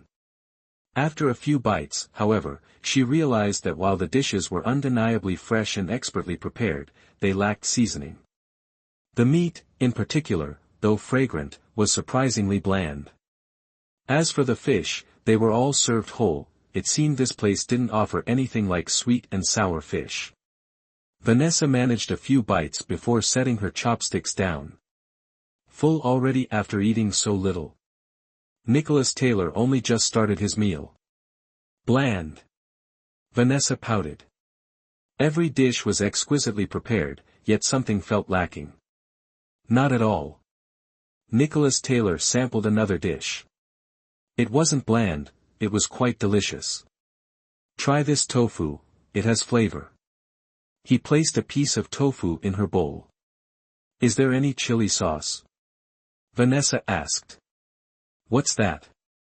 Nicholas Taylor clearly hadn't heard of it. Vanessa sighed and called the waiter to ask, but he, too, was unfamiliar with chili sauce. However, he enthusiastically offered dried chili peppers, explaining they weren't typically used in cooking but sometimes added as a powdered spice. Looking at the dishes, Vanessa realized the people of the Tian-Chi kingdom didn't understand strong flavors. Perhaps their coastal location influenced their preference for lighter fare. Pointing at the fish, Vanessa instructed the waiter, "Tell the chef I want it spicy. Have him chop the dried chilies, sauté them in hot oil, and pour the oil over the fish. I want it really spicy, understand?" The waiter stared at her, aghast, as if she were an alien. Despite his surprise, he took the fish away. "Vanessa, since when did you develop such a taste for spice? Really spicy, even? I must be hearing things." Nicholas Taylor gulped at the thought of chilies. "Didn't you say you liked fiery women?" "Well, I'm choosing really spicy, so I guess I'm truly fiery." Vanessa listlessly poked at the unidentified food on her plate. Nicholas Taylor's eyes widened. This wasn't some demure young lady, her words were anything but reserved. Vanessa Taylor, what sort of reincarnation was this? As Vanessa reached for the teapot, Nicholas quickly intercepted it. While pouring her some water, he said solicitously, "Vanessa, take your time with the water. Perhaps we can talk things over, before." A clear, amused male voice interrupted, "How rare to see the fourth young master of the Taylor family pouring tea." The door opened, and a handsome man in elegant clothes strode in. His smile seemed genuine yet distant. Despite his imposing presence, his pleasant voice made him likable. While speaking, he sat down, still holding the fan tightly in his hand, with no intention of putting it down. It was already late autumn, but he was still holding the fan. He was really acting the role of a spoiled young master too well. Nicholas Taylor smiled and rose. "Raphael Montague, what a surprise to see you so soon." Raphael Montague nodded in return, his gaze lingering on Vanessa. His appraising look was somehow elusive, not quite matching the impression he otherwise gave. "And this is?" Raphael Montague fixed his gaze directly on Vanessa. Nicholas Taylor, treating Vanessa with respect, formally introduced her, "Vanessa, my fifth sister. This is Raphael Montague, the esteemed Vice Minister Raphael Montague." Upon hearing Vanessa's name, Raphael Montague's expression flickered with surprise.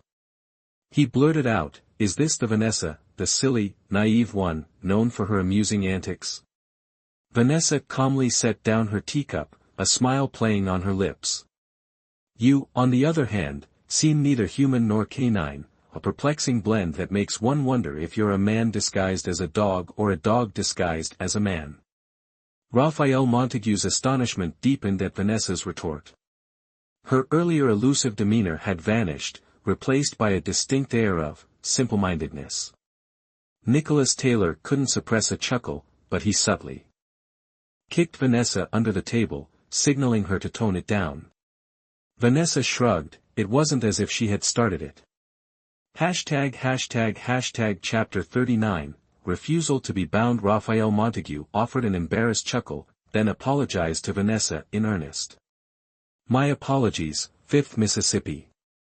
My words were careless and have tarnished your reputation. I spoke rashly and beg your forgiveness." For a high-ranking official to face his mistake so squarely before a mere girl, he was certainly not a bad sort. As they spoke, the fish dish was brought back, looking no different than usual. Vanessa smiled at Raphael Montague and offered him a piece. "It's all right. I was also a bit out of line. You're a magnanimous person. Have some fish to cool down." Nicholas Taylor's eye twitched. Vanessa glanced at him, a clear warning in her eyes. He'd best not forget the hole he'd already poked and not yet patched. He wisely held his tongue. Since Vanessa had offered, Raphael Montague couldn't refuse. He smiled and took the fish. Vanessa's lips curved into a polite, gentle smile, the very picture of a refined young lady. One bite, and his face transformed, flushing crimson. He unceremoniously spat out the fish, coughed violently, and gulped down his tea. Vanessa observed him impassively, then took a bite of the fish herself. The spice wasn't as intense as she'd expected, but judging by Raphael Montague's reaction, it was clearly beyond the local tolerance. This time, the fish tasted much better. Chili peppers were truly a wondrous thing. "Fourth brother, aren't you going to eat?" Vanessa asked Nicholas Taylor solicitously. Witnessing Raphael Montague's distress, Nicholas Taylor shook his head vehemently, his appetite gone. Chili peppers are rich in vitamins, boost metabolism, and protect the skin. They also improve stamina, manage heart disease and coronary atherosclerosis, lower cholesterol, treat colds, and even eliminate stomach parasites. Such a beneficial food, and you don't appreciate it. Vanessa lamented, continuing to eat with relish. Raphael Montague, having emptied a large pot of tea, watched Vanessa devour the fish, practically petrified. He exchanged a look with Nicholas Taylor, a silent question passing between them: "Is this really your sister, or some sort of demon in disguise?" Nicholas Taylor managed a strained smile. Vanessa certainly had her bewildering moments, but she was indeed his sister, through and through. "This fish dish still isn't quite right. Next time, I'll make you all sweet and sour fish, the flavor will definitely be better." She wasn't sure about other dishes, but she was very confident in her sweet and sour fish. Raphael Montague shuddered at the name, then rationally chose to ignore Vanessa and spoke to Nicholas Taylor. "What are your plans next?" Nicholas Taylor looked out the window, his voice low. "Everything must wait until after I meet him. After the last incident, they're like a snake without a head. You can actually take this opportunity to move in. Nan Lang and I will support you." Nicholas Taylor shook his head. "This is a critical period. I can't act rashly. If they find out, all our efforts will be wasted." Raphael Montague fell silent, knowing Nicholas Taylor was right. After a long while, he said thoughtfully, "I just took Qing Hai back. Her situation is actually very dangerous. It took a lot of effort for her to get out this time. It won't be easy for her to leave again in the future. Actually, I advised her not to return after this trip, but she refused. She insisted on helping you gather intelligence." Nicholas Taylor's face darkened, his lips pressed tightly together. Vanessa, almost finished eating, broke the suffocating silence. "Who is this Qing Hai?" Nicholas Taylor's gaze softened slightly as he looked at Vanessa. "She is the daughter of Minister Moro, the younger sister of the deposed empress. Wasn't the Moro family dealt a heavy blow last time? Why wasn't she punished? How can she still enter and leave the palace?" Vanessa looked at Nicholas Taylor curiously. "Although Qing Hai is Minister Moro's daughter, she has lived in the palace since childhood, raised personally by the Empress Dowager. Her status is equivalent to a princess. Although she is now just a court lady, due to her special status, she wasn't implicated in the last incident." Nicholas Taylor finished speaking, the coldness in his eyes undiminished. "Why do all the beautiful women end up belonging to the emperor? No wonder everyone wants that lofty position. Setting aside everything else, just the beauties alone are a never-ending supply." Vanessa wasn't being sarcastic towards Nicholas Taylor, she was genuinely expressing her feelings. Unexpectedly, her words still provoked the currently vulnerable Nicholas Taylor. He snorted coldly, his tone laced with icy mockery. "He's barely able to function as a puppet. What's the use of giving him more beauties? Does he even have the energy to enjoy them? Living is nothing but torment for him." Vanessa wasn't surprised by these words, but Raphael Montague, sitting beside them, was clearly worried. He instinctively glanced sideways. "The old man at home still wants me to become empress, to help him realize his dream. If I really go in there, wouldn't that be equivalent to a lifetime of widowhood?" Vanessa's face darkened as she spoke. Raphael Montague wasn't even surprised this time, his eyes widened in shock. These two were indeed siblings, speaking such treasonous words so fluently. Widowhood? Not necessarily. Nicholas Taylor snorted. The Crown Prince is dead, but with just one imperial edict, someone else can become the crown prince. At that time, the chances of you being killed are very high. Otherwise, there's also the possibility that, to get revenge on me, he'll simply make you his woman. Nicholas Taylor's voice was soft, yet Vanessa shivered. She knew, living in this patriarchal society, such an outcome was entirely possible. No, she absolutely couldn't just wait for death. If it truly was a dog-eat-dog world, she had to become the strongest, refusing to let others dictate her fate. Ahem, Raphael Montague coughed, awkwardly changing the subject. Nicholas Taylor, try this tea, it's quite good. Fifth sister, you should try it too. Tea is good for your health. Nicholas Taylor and Vanessa simultaneously shot him a look of utter disdain. Raphael Montague, fearing a return to the previous sensitive topic, pressed on stubbornly. Fifth sister, how exactly do you make that sweet and sour fish you mentioned? Vanessa, preoccupied with escaping Taylor Manor, answered casually, oh, it's not that difficult. I'll make it for you brothers sometime. That would be wonderful. Raphael Montague slapped his folding fan against his palm, looking delighted. The thought of fiery red peppers made Raphael Montague's smile turn bitter.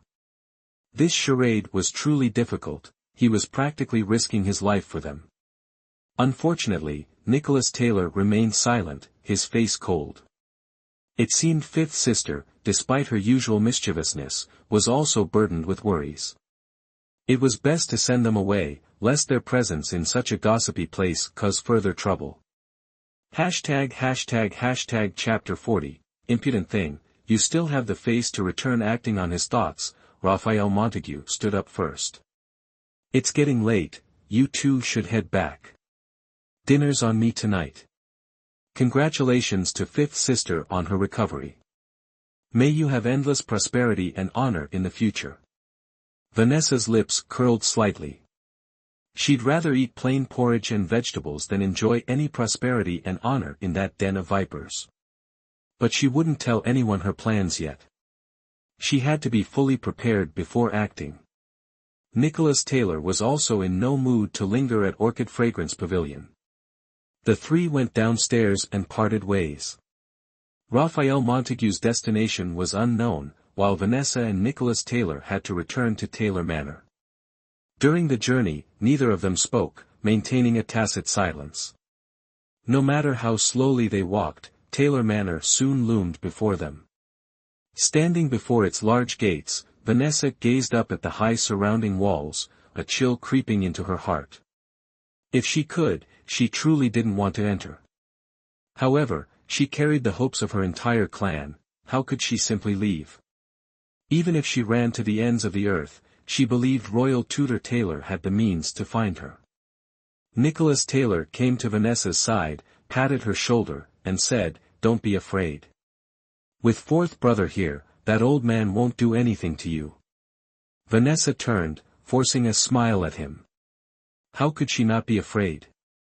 Wu Chen's words were like a curse, pushing her into the eye of the storm. Before, she could treat Royal Tutor Taylor as a familiar stranger, there wasn't much of a power dynamic between them. But now, forget letting her run wild, for his family and his glory, he would bind her to him. Upon entering, Royal Tutor Taylor and his wife appeared before her. Mrs. Taylor, her face etched with worry, finally breathed a sigh of relief at Vanessa's safe return. "Vanessa, are you all right? You impudent child. How dare you show your face here?" Royal Tutor Taylor, before Vanessa, unleashed a torrent of reprimands. Then, with a dismissive flick of his hand, he turned to leave, his aging voice echoing a sharp command, "Bring her to me later." Mrs. Taylor hastily nodded, pulling Vanessa inside. "You're still young. How could you run off without a word? It's fortunate your fourth brother chased after you. What if something had happened to you?" Vanessa lowered her head, feigning remorse. If anything happened to her, the Empress's position might slip from the Taylor family's grasp, they couldn't risk it. "Mother, fifth sister is young. She didn't know what to do earlier. It's understandable that she acted impulsively. She knows her mistake now, so please don't scold her anymore. Nicholas Taylor glanced at Vanessa as he spoke. All right. You've been out for a long time and must be tired. Go and rest. I'll take Vanessa back. Mrs. Taylor looked at Vanessa with a complex expression, waving Nicholas away. I'm not tired. I'm a man with a strong body, not some weakling. Let me take the little lass back first. Nicholas Taylor chuckled, his gaze firm. Mrs. Taylor stopped abruptly, unlike before when she let Nicholas Taylor's jesting slide. I told you to go back, so go back. You know you're a man. What's the decency in constantly visiting your sister's chambers? People will gossip. Don't give them a chance to spread rumors. With things said so plainly, Nicholas Taylor couldn't persist. He gave a casual laugh, but his eyes held a serious glint as he looked at Vanessa. Vanessa, then I won't see you off. You're in the Taylor manor, no one will harm you here. If anyone does, I won't spare them. Gratitude welled up in Vanessa's heart, a playful smile gracing her face. Don't forget I'm destined to be empress. What could possibly happen to me? If anything did, father and mother wouldn't spare them. Mrs. Taylor, standing beside them, listened to their exchange, her expression shifting several times before finally leading Vanessa back to her courtyard. She then instructed Lillian Lee and the other maids to prepare a bath. While waiting, she sat beside Vanessa, silent, her gaze fixed on the girl in a way that felt peculiar. Mother, why bathe now? It's still early. Vanessa had already paced around the room several times. With Mrs. Taylor present, she felt restricted. Your father wants to speak with you. Mrs. Taylor forced a calm expression. If he wants to talk, he can talk. Why must I bathe first? Vanessa hadn't realized meeting Royal Tutor Taylor involved so much fuss. Mrs. Taylor frowned, rising to her feet and cutting her off. Don't be so impertinent, child. Just do as you're told. Vanessa pouted, feigning displeasure as she turned her back to Mrs. Taylor. She couldn't shake the feeling that something was amiss. Something was definitely going to happen. That unfamiliar feeling made Vanessa tremble. With a heart filled with unease, Mrs. Taylor watched as Vanessa finished bathing and then dressed her in clean clothes. Afterwards, Mrs. Taylor led Vanessa towards the Buddhist hall. Seeing the large door directly in front of her, Vanessa smelled a peculiar floral scent. Quickly, she couldn't help but feel her vision darken, and then, she knew nothing more.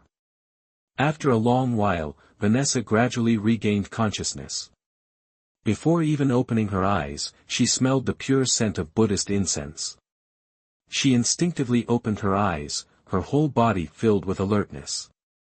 In the next second, she saw Royal Tutor Taylor and his wife standing before her. Before Vanessa could ask how she had returned, she saw Royal Tutor Taylor take 2 steps towards her. Then, she felt a sharp pain in her cheek as her mouth was forced open, and something was quickly thrown inside. Before she could react, Royal Tutor Taylor forcefully lifted her head, and the object in Vanessa's mouth was immediately swallowed. What was that?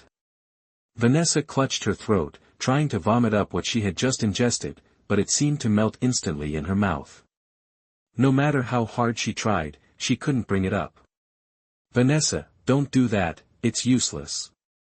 Seeing Vanessa tormenting herself like this, Mrs. Taylor finally couldn't bear it and stepped forward to remind her. What did you make me eat? Vanessa's face flushed crimson, and her eyes even welled up with tears. Kneel.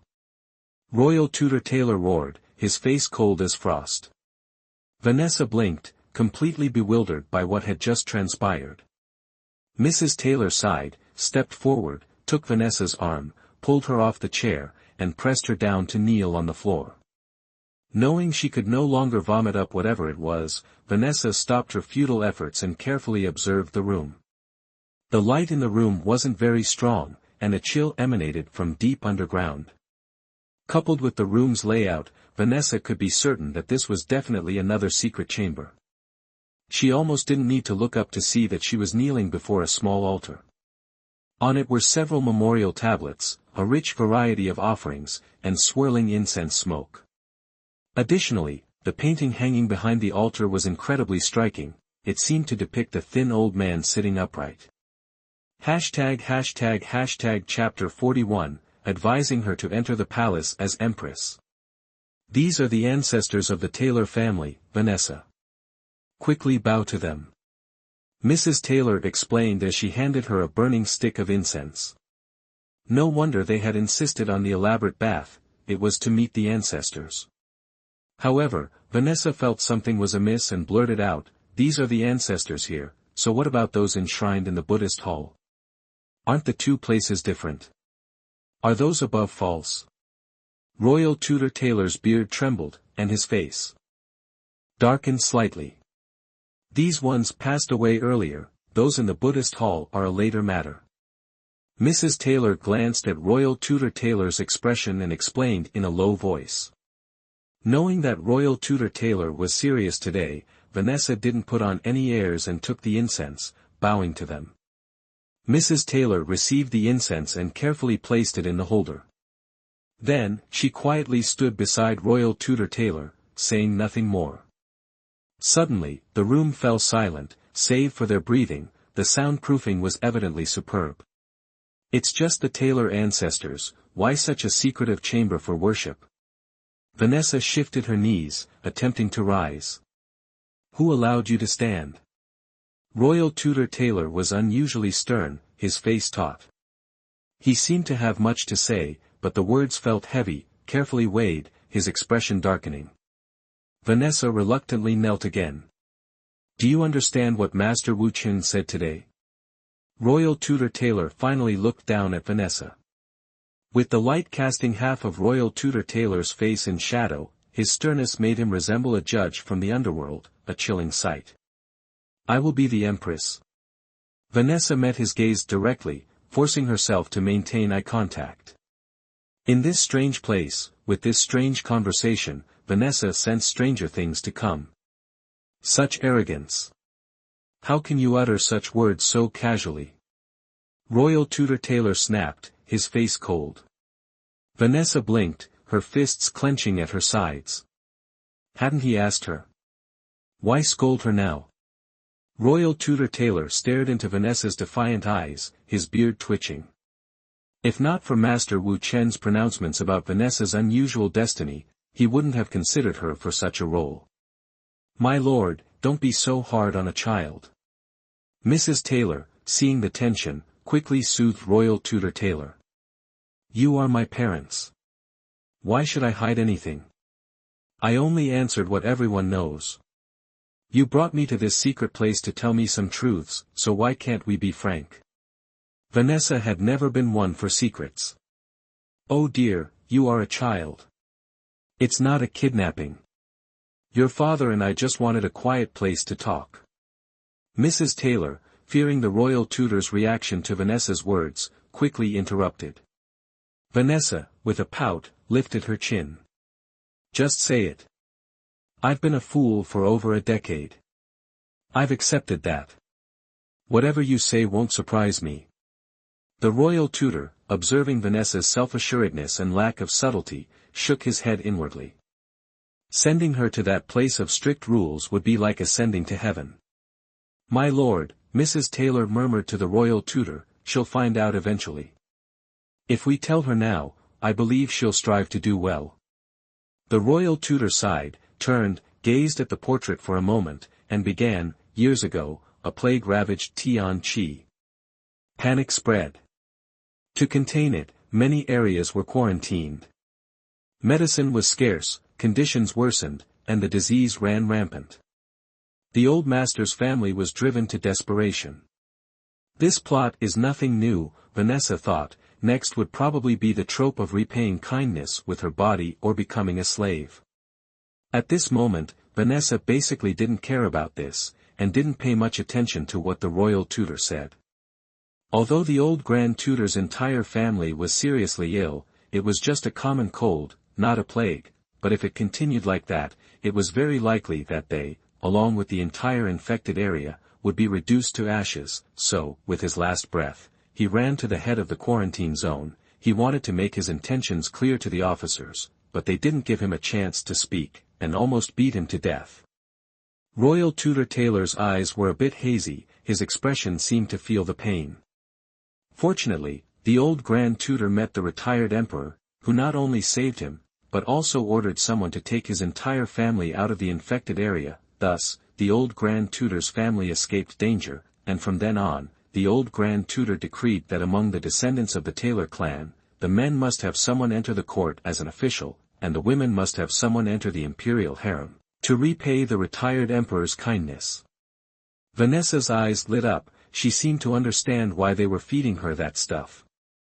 By your generation, Royal Tutor Taylor slowly turned around, staring at Vanessa. Your second brother has a weak personality, not suitable to enter the court as an official. Your fourth brother, although mischievous before, at the right time, will eventually have to enter the path of officialdom. As for the imperial harem, Royal Tutor Taylor's gaze swept over. Since childhood, we have placed our hopes on Livia. Her performance has absolutely been able to handle it. It's just that, in the end, Vanessa appeared. No one expected that a fool would suddenly become not foolish anymore. Moreover, she was even enlightened by a high monk. Vanessa gave a fake smile, looking at Royal Tutor Taylor and saying, "Didn't the master say that Sister Livia has a boundless future, coupled with her talent and ability? I think, no one is more suitable to enter the palace than her." At this point, Vanessa didn't care about being selfish or not. Just like Royal Tutor Taylor said, Livia was born to aim for that position in the palace. All the skills she learned from childhood were to be able to thrive in the scheming imperial harem. Someone like her has always been like a pre-programmed machine. She can survive in the palace, moreover, live very well, but Vanessa couldn't. The Royal Tutor listened to Vanessa, a calculating glint flashed in his gloomy eyes, and he said in a deep voice, "She indeed has no other choice." But Vanessa's heart skipped a beat. She understood the meaning in the Royal Tutor's eyes. Livia was indeed not bad, but, if there could be an extra layer of insurance, then it would be even more reassuring. Two people from the Taylor house entering the palace together. The chances of reaching the highest position in the imperial harem would be even greater. The old Grand Tutor at first probably really just wanted to repay the retired emperor's kindness, but as time passed, everything changed. People are greedy, especially after having tasted the flavor of power. Letting go is even more impossible. #### Chapter 42, Poison to make her obedient in his bones. The Royal Tutor has always been dissatisfied with his current position. For such a long time, his inaction was actually accumulating inner strength, waiting for the day he could risk it all in one battle, and seize what he wanted. "So, what I ate," Vanessa instinctively covered her throat, using all her strength to suppress the horror in front of the Royal Tutor. Heaven knew her palm was covered in blood. For the glory of the family, many obediently comply, but there are always some stubborn children. Giving you this is to eliminate any distractions. From this moment on, you must understand that you will be the emperor of the Tian-Chi Kingdom's woman. Later, after you enter the palace, the emperor will retrieve the antidote from the guardian spirit at the imperial mausoleum. At that time, you will be safe and sound. Otherwise, without the antidote, I'm afraid you will live in pain for the rest of your life. Royal Tutor Taylor spoke of these matters casually, his coldness chilling. Even the emperor knows about this and even participates in it. Controlling someone's life in this way, what is the purpose? Wasn't it initially about repaying a favor? Why did it end up like this? Then Livia and fourth brother. Vanessa's heart pounded, her face pale. She barely managed to find her voice. Did they eat it too? The Royal Tutor's gaze fixed on Vanessa's face, as if trying to discern something from her eyes. After a moment, he said, "Men don't need these things. There are ways to treat them later. As for that girl Livia, what do you think?" Vanessa unclenched her fists, the weight in her heart lessening considerably. Thankfully, fourth brother didn't eat it. As for Livia, the question seemed superfluous. She was previously a key subject of cultivation, how could they let her be free? No wonder her affection for Henry Owen could only remain just that, affection. Seeing Vanessa's poor complexion, Mrs. Taylor immediately comforted her, "Child, this matter isn't as serious as you think. This poison won't act up immediately. As long as you enter the palace and take the antidote, everything will be as if it never happened. Next, you must listen to your mother and study hard." Vanessa nodded numbly, her wandering soul not yet returned to her body. "Obedience is good, obedience is good." Mrs. Taylor nodded with a smile, then supported Vanessa and said, "Bow to the old master, let him know your determination for the Taylor family. Later, he will bless you." Before Vanessa could react, Mrs. Taylor pressed her head down in a bow. When she stood up, Vanessa didn't even feel her knees numb. She looked at the royal tutor coquettishly, "Father, wasn't it just to reassure me about entering the palace? Just tell me directly. Besides, once I'm in the palace, I'll live a life of luxury. How dare I disobey you? You brought me here and said such serious things, I was almost scared to death." Hearing her words, the royal tutor's expression seemed to relax, his eyes as if saying this child is teachable. Mrs. Taylor also secretly breathed a sigh of relief. Back then, when that person learned about all this, they made a huge fuss, refusing to comply and nearly tearing down the Taylor mansion, but in the end, Hayes. "Father." Vanessa giggled and walked to the royal tutor's side. After lifting her foot, she realized her legs felt like they weren't her own, but the smile on her face remained innocent and bright. "What did you give me to drink? I'm so curious." The vice minister chuckled cryptically, "This isn't something you should pry into. Don't dwell on it, just do what you're supposed to. Don't dwell on it. Easy for you to say. You're not the one drinking it, so of course, it's no big deal." At this moment, she truly felt as if someone were squeezing her throat, and with just a little more pressure, she'd be one step into the grave. The culprit, however, appeared unconcerned, their face calm as if nothing had happened.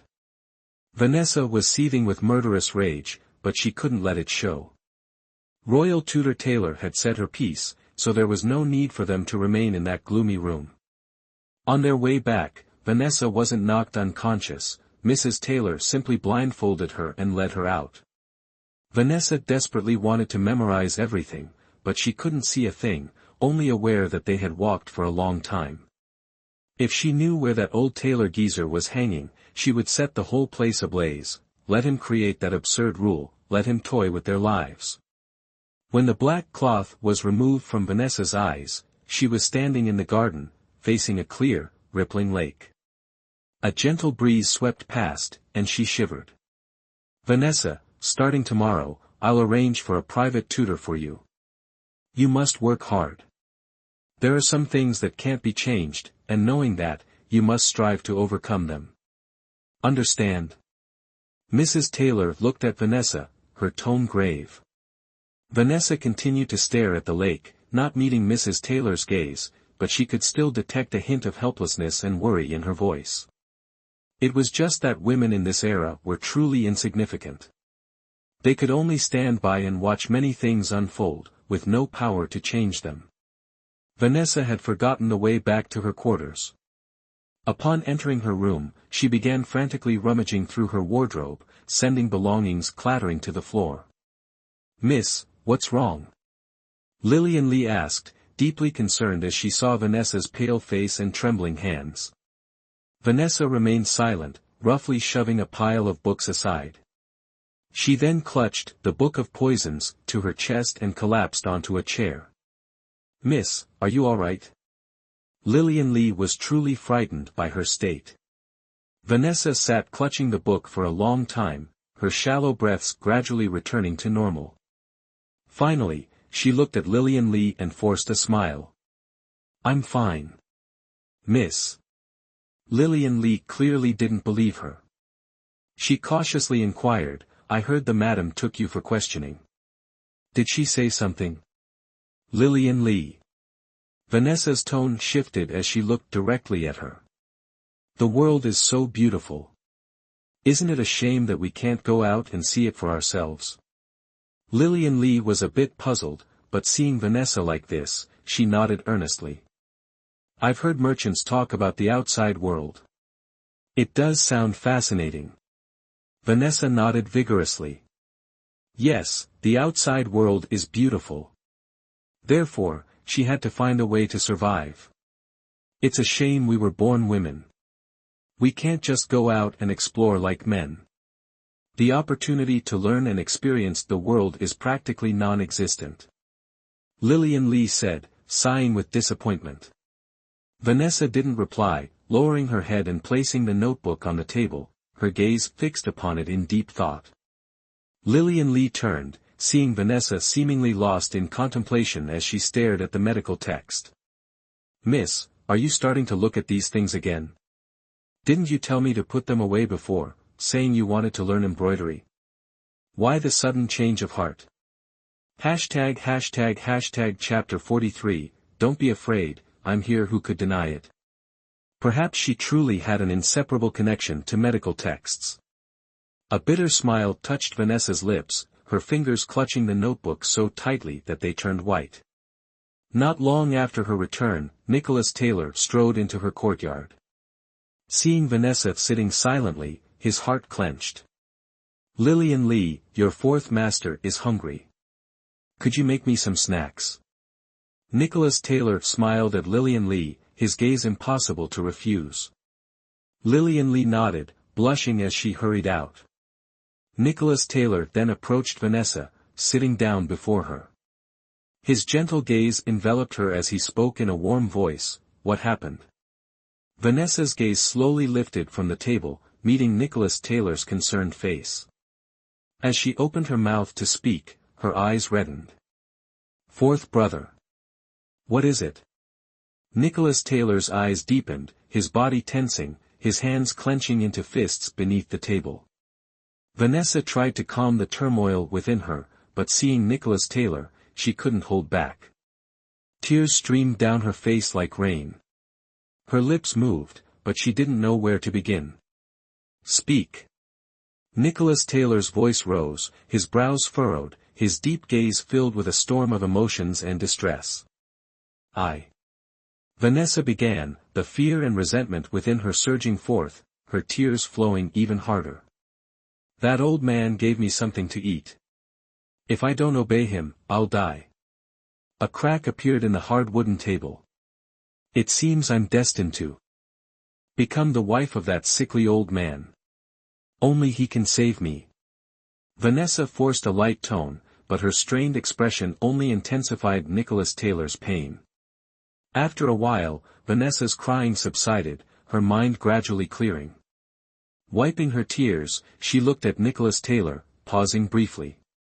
Fourth brother, did you know about this too?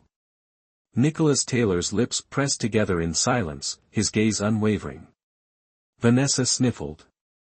So everyone knew. It made sense. He was also a member of the Taylor household. He would also be forced to do things he didn't want to do. This custom had existed for a long time, he must have known. Vanessa's hand reached for the notebook again, as if it were a lifeline. Holding it meant she wouldn't die. Nicholas Taylor suddenly grasped her frail hand, his warm hand enveloping her cold one, tightening his grip. After a moment of surprise, Vanessa felt the warmth radiating from his palm. Vanessa, don't be afraid. Your fourth brother won't let anything happen to you. I'll do whatever it takes to save you. Don't overthink things. You must wait for me, understand? Nicholas Taylor looked directly into Vanessa's eyes, his voice clear and resolute, each word echoing like a beacon of hope into her terrified being. Without hesitation, Vanessa nodded vigorously. Fourth brother, I trust you. Nicholas Taylor squeezed her hand once more before releasing it, smiling as he ruffled her hair. From now on, strive to be a demure young lady. Do as mother says, understand? Vanessa huffed, a touch of displeasure in her voice. I am a young lady, just not demure enough. But, given time, my figure will, shall we say, mature. Nicholas Taylor glared at her. Impudent. Vanessa, for the first time, felt his reprimand as a form of affection.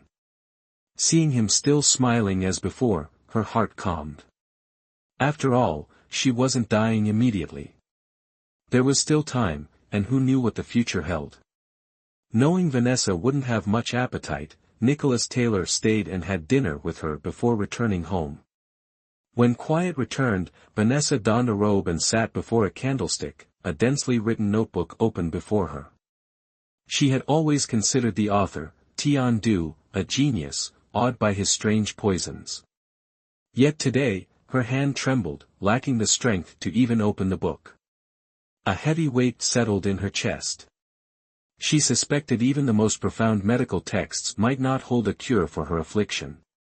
When Nicholas Taylor first revealed the lingering effects of the poison, she'd been frantic, eager to scour medical texts for a cure. Now, her heart felt strangely numb. It had only been half a year since she arrived here. Now, her body was riddled with toxins. She might wither, becoming unrecognizable even to herself. Vanessa wearily tugged at the corner of her mouth, and with a deep sense of foreboding, opened the Tian Du Ji.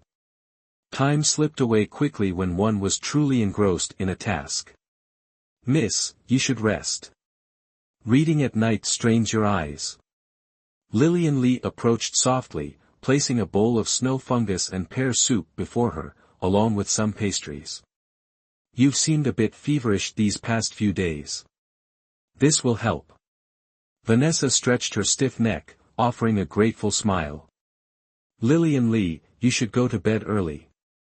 It's nothing, Mississippi. I saw you reading late. You should rest. Lillian Li blushed slightly, urging Vanessa to eat. It's late, Mississippi, eat and go to sleep. Madam has lessons planned for you tomorrow. You need your rest. Vanessa nodded, slowly eating the soup. She was still growing, and having been slightly undernourished before, she didn't feel guilty about the late-night meal. Unlike Vanessa, Lily Taylor had become concerned about her weight.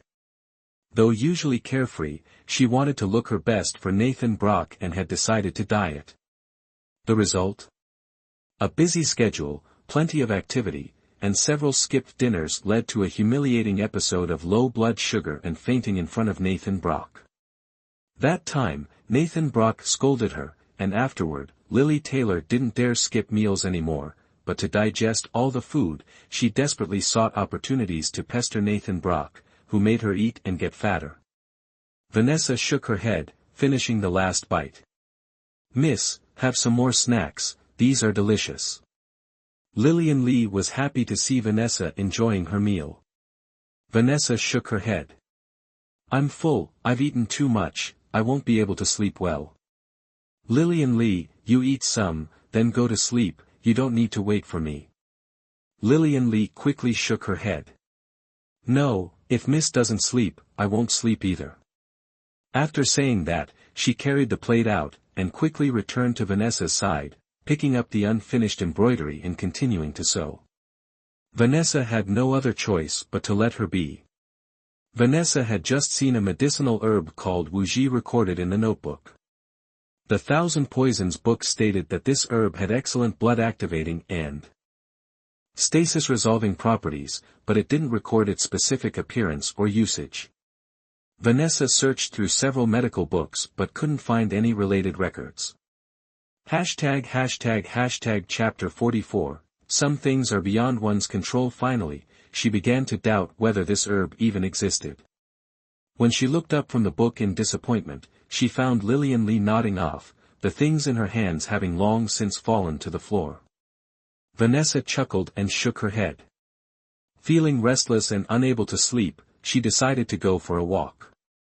To avoid waking Lillian Li, Vanessa walked very softly, even opening the door with the utmost care.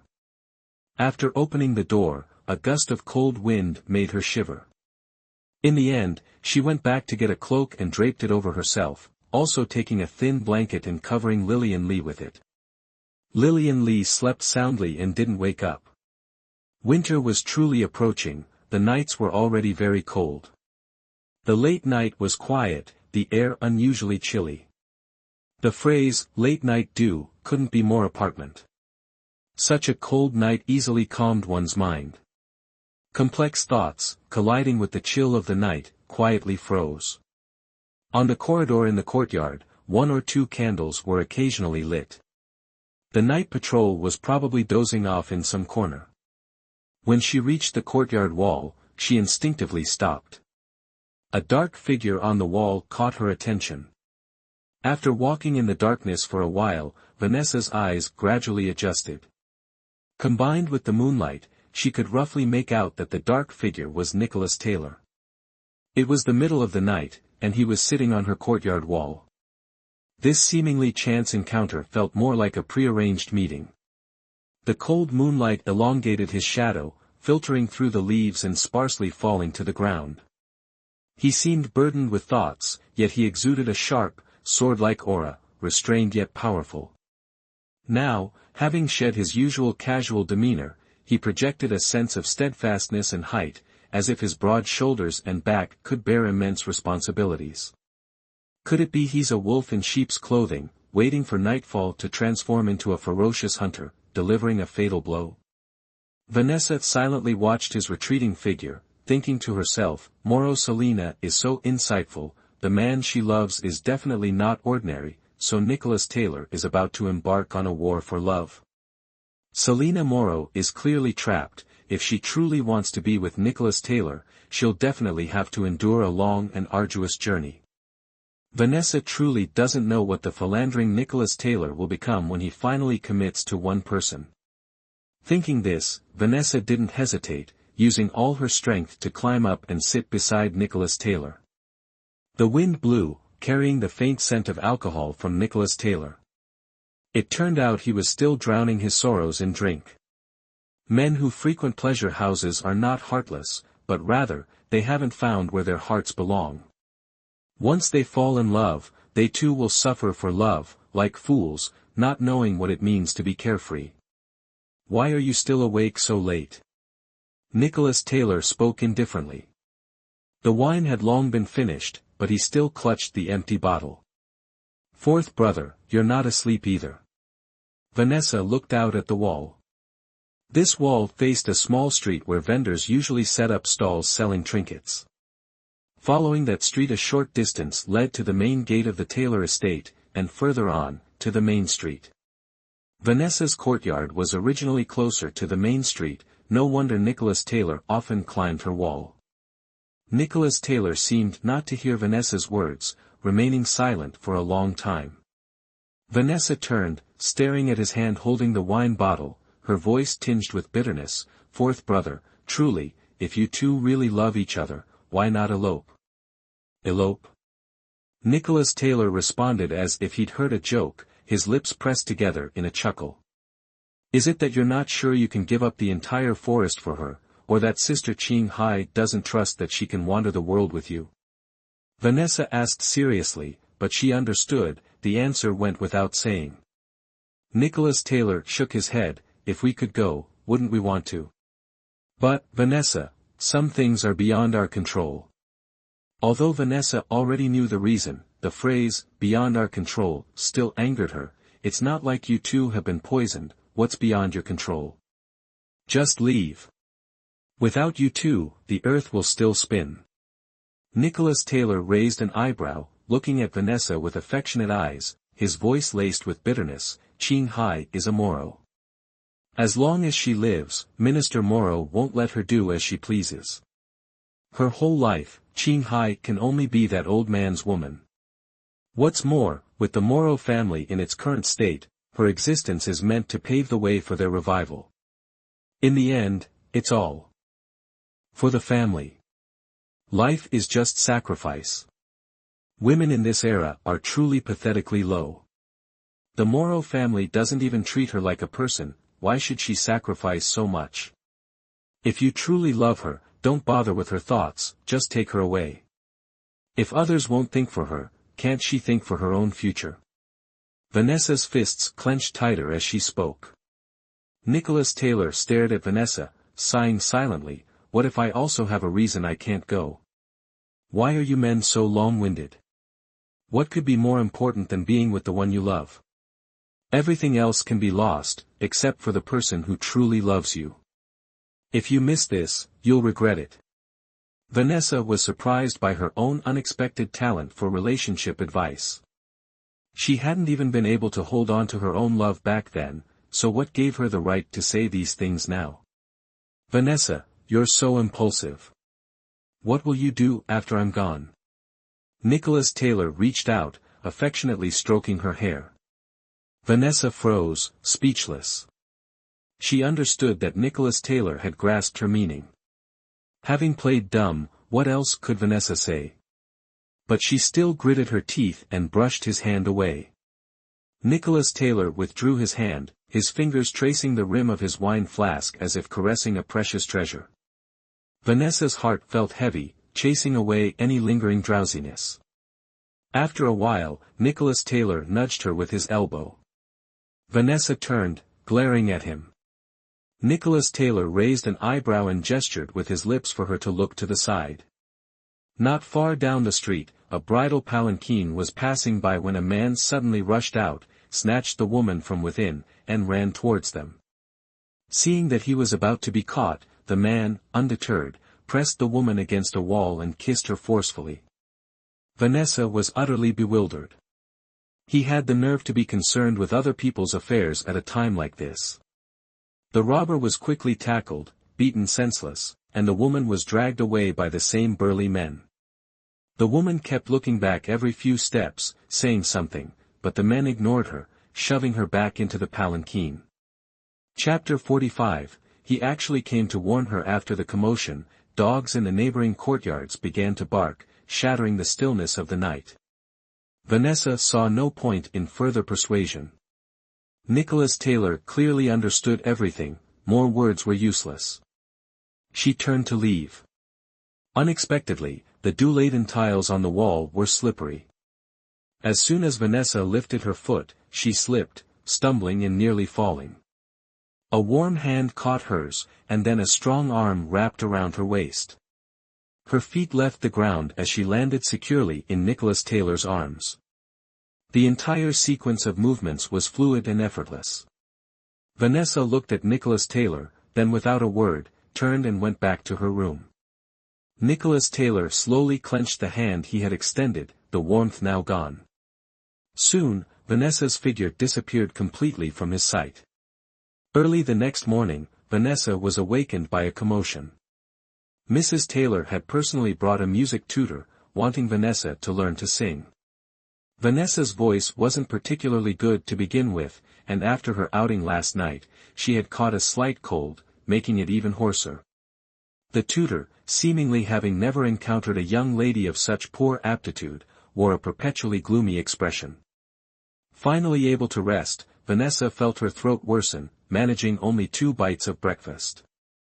Afterwards, Mrs. Taylor specifically led Vanessa to Henry Owen, instructing him to tutor her in poetry and prose, the dense text blurring her vision. Henry Owen, clearly under Mrs. Taylor's explicit orders, appeared stern, diligent, and uncompromising. Finally, when Mrs. Taylor left with her maid, Vanessa collapsed onto the table with a thud. Henry Owen, watching Vanessa, smirked despite the amusement twinkling in his eyes.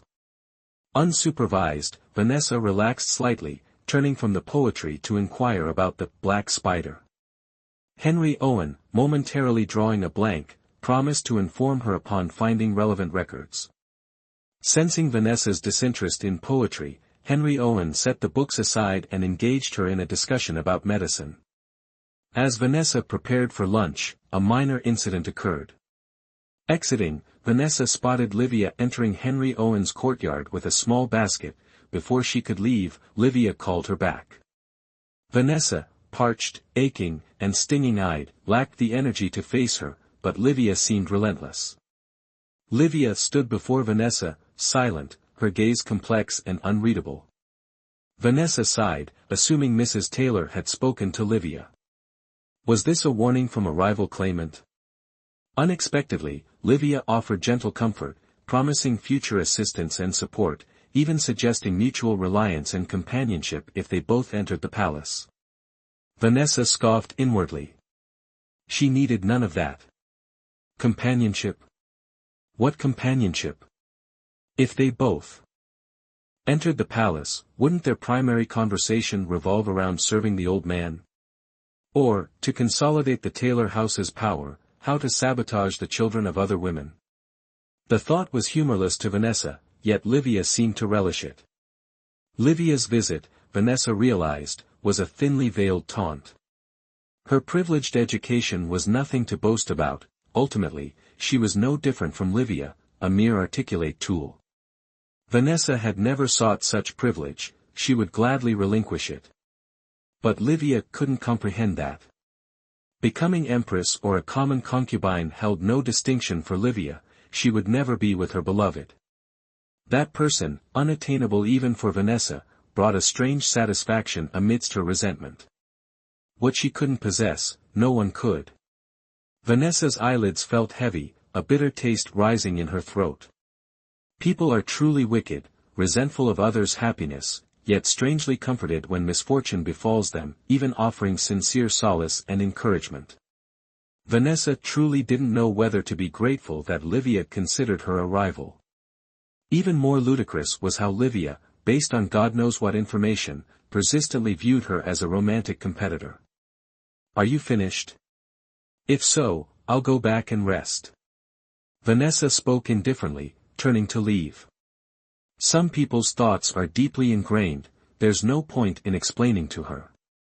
She wouldn't believe it anyway, so it's better to save my breath. As for Livia's words about helping each other, it was all hogwash. Someone as arrogant as her, even if forced to accept entering the palace together, could never sincerely help Vanessa. In her heart, she had already positioned herself as the chosen one. Vanessa didn't even know how she got back to her room. The moment her head hit the pillow, she collapsed, utterly dizzy. This body was truly too weak. Such a small thing had given her a cold. It seemed her task was truly arduous. Leaving aside everything else, she had to nourish her body first. The foundation of a classic beauty was mastery of the four arts: music, chess, calligraphy, and painting. Without these basic skills, a woman in this era was no different from a cripple. Vanessa took some medicine herself, swallowed it, and promptly rolled over to sleep. While she was sound asleep, Lillian Lee came to wake her softly. Vanessa ignored her. Soon enough, Mrs. Taylor came in herself, dragging Vanessa out of bed. Today was Vanessa's first day of lessons. Mrs. Taylor's enthusiasm was like she'd been injected with chicken blood, brimming with vigor, as if her sole mission today was to supervise Vanessa's studies. Already unwell, and further irritated by being woken up, when Henry Owen placed the guqin before her, intending to teach her, Vanessa glared, slammed both hands down on the strings, snapping them with a resounding twang, making Henry Owen's forehead twitch. Who knows what Henry Owen said to Mrs. Taylor, but soon a new guqin was brought in, along with the capital's most renowned guqin master. Vanessa didn't even bother to lift her eyelids. Her slender fingers danced erratically across the strings, producing a cacophony of jarring notes. Chapter 46, Entering the Palace. Deep as the sea watching the guqin master scatter, Vanessa's mood improved slightly. The scene suddenly reminded her of the six-fingered demon lord from the movies, bizarre and ruthless technique, yet inspiring awe and fear. Mrs. Taylor, also exasperated by Vanessa's stubbornness, could only tell herself that Vanessa had always been foolish. She couldn't expect too much from her intelligence. At best, she could be treated like a 3-year-old. Children are young, one can't be impatient. She hadn't found joy in music yet, hence her behavior. Once she developed a liking for it, things would change. Thinking this, Mrs. Taylor had Henry Owen prepare a chessboard. Seeing Vanessa obediently sit beside it, she breathed a sigh of relief, thinking that perhaps Vanessa enjoyed chess. If so, she must have the tutor cultivate her skills in this area. A few shortcomings elsewhere could be overlooked. Mrs. Taylor hadn't even caught her breath when Vanessa started playing marbles on the chessboard, the small black and white stones rolling around in her hands, thoroughly entertained. Mrs. Taylor's face paled, her legs went weak, and she almost lost her footing. Her panicked eyes revealed disbelief as she shook her head and sighed. Books, for Vanessa, weren't a necessity. As long as she could read, that was enough. Maxims and proverbs held no interest for her, the pursuit of profound knowledge was simply not her cup of tea. She'd rather catch a few extra winks than bother with such things. Henry Owen explained things to her for a long time, but when he questioned Vanessa, she still didn't understand a thing. While he was lecturing, she picked up the ink, brush, and paper beside her. Seeing her bent over, drawing intently, Henry Owen assumed she had a talent for painting. Trying to appear calm, he got up to see her masterpiece, only to find a steaming pile of dung drawn on the pristine white paper. A coppery taste rose in Henry Owen's throat. He instinctively clutched his chest, afraid he might vomit blood. Mrs. Taylor fainted. When she finally came to, her finger trembled as she pointed at Vanessa, her face a mask of vivid anguish. She nearly fainted again. Vanessa shrugged innocently, holding the brush in an awkward grip. Distorted images of puppies and kittens quickly appeared on the paper. At this point, Henry Owen no longer had the strength to utter, "Miss, you are so innocently romantic." He collapsed into his chair, his eyes fixed on Vanessa like headlights. Vanessa continued to draw, seemingly unaffected. Mrs. Taylor rested for a while before regaining enough strength to stand. She then pulled Henry Owen aside, instructing him to teach Vanessa properly, before leaving with a desolate expression, not daring to look at Vanessa again. Now alone with Henry Owen, Vanessa tossed the brush aside and sprawled in the chair, her body forming a large X. This action made Henry Owen's already faltering heart skip a beat. He instinctively stood up, his face flushed. He was so easily shocked by such trivial matters. Vanessa shook her head. If she told him about women wearing bikinis in modern times, he'd probably have a heart attack. After a long while, Henry Owen regained his composure. He sat back in his chair and slowly spoke, his tone firm. "Fifth Miss does not wish to enter the palace. Once you enter the deep palace gates, it's like the vast ocean, from then on, a gentleman becomes a stranger." Vanessa sighed dramatically. Henry Owen's eyes lit up. Fifth Miss's talent is truly astonishing. Vanessa snorted, the smile vanishing from her face, not a trace of excitement at the praise. "That's a place that chews people up and spits them out. I'm not one for self-inflicted suffering. Why would I want to go there? Sometimes, life leaves us with no choice." Henry Owen's expression was complex. He no longer looked at Vanessa with the same horror as before, there was even a hint of something profound in his gaze, but Vanessa couldn't quite grasp it. Even if life leaves us with no choice, we can't back down. A vast ocean and sky lie beyond courage. We must persistently break the shackles of fate to see a new oasis. Resigning oneself to fate only turns us into puppets, forever unable to see hope. Vanessa looked earnestly at Henry Owen, her youthful face displaying a determination and understanding beyond her years. Such was the intensity of her persistence and belief that her face seemed to ignite with a brilliant fire, a radiance that hinted at rebirth, making it almost unbearable to look directly at her. Henry Owen's brows furrowed, it was as if he were seeing Vanessa for the first time. He gazed intently, his initial surprise giving way to unspoken admiration and captivation. They say that a woman's virtue lies in her lack of talent, but what woman truly lacks talent these days? Placed amongst her peers in a contest of skill, Vanessa might appear untalented. Yet, she possessed a natural aura, effortlessly drawing attention more than any other girl. Someone like her, content with drifting through life as she had before, would undoubtedly achieve extraordinary things if she ever chose to apply herself seriously. For within her very being resided a resilience and tenacity few could match. Unbound by convention, she was ever ready to pour her heart and soul into anything she desired. "Sir, if you wish to laugh at me, feel free. But pray don't let me frighten you, for I'll need your help covering this up." Vanessa winked playfully. Henry Owen was far from laughing, on the contrary, he admired her. Such spirit was rare in a young lady of her standing. "You know the Grand Tutor and his wife have high expectations of you. There's little I can do to help." A hint of sadness tinged Henry Owen's voice. A young woman like her wasn't suited to such matters. If he could, he would preserve her innocence. "I didn't realize you had a knack for bargaining, sir," Vanessa remarked, a glint of mischief in her dark eyes. "How so?" "I know it's wrong to ask a noble and virtuous gentleman like yourself to lie, so my demands will be steep. At the very least, before I enter the palace, let me live in peace. Otherwise, under constant pressure, I might let slip something careless, like telling my father about you and Sister Livia. Imagine if I told him you two had feelings for each other. Do you think he'd send you away?" Vanessa's expression was serious, her innocent eyes blinking as if genuinely questioning him. Henry Owen felt a headache coming on, yet a smile tugged at the corner of his lips. Seeing his pained expression, Vanessa grinned. "So, I take it you agree." Somehow, Vanessa knew Henry Owen had a reason for staying at the Taylor estate. He couldn't simply leave without cause. Chapter 47, Covering Up, Teasing.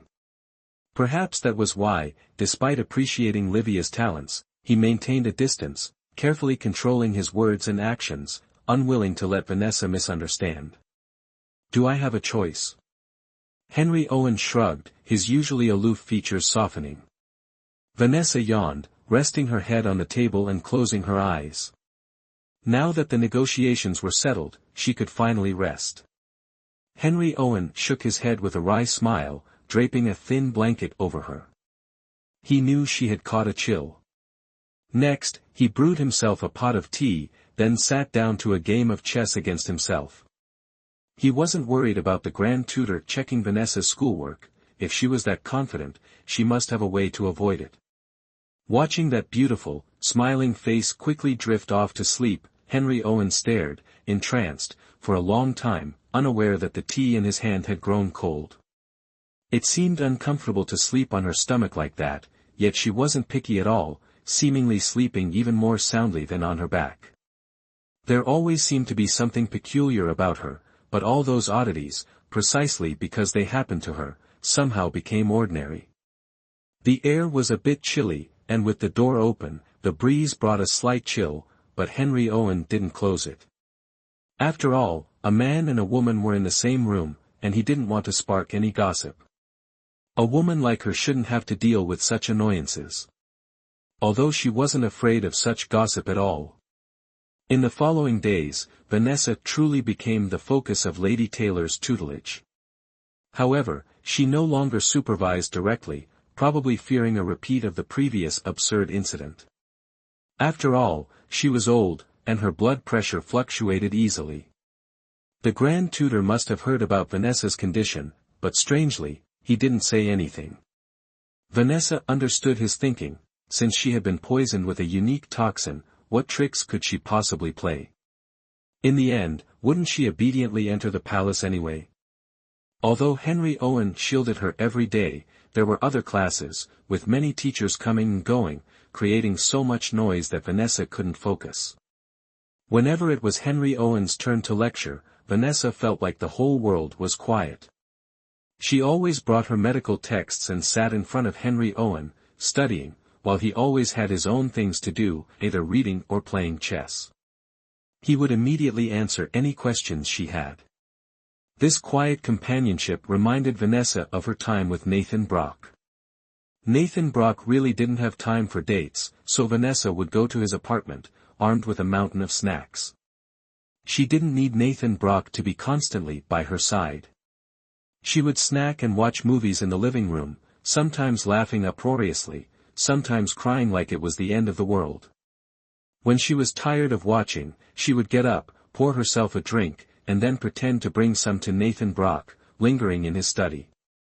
At first, she would casually flip through his books, but later, she would inch closer and closer to Nathan Brock, pulling up a chair opposite him.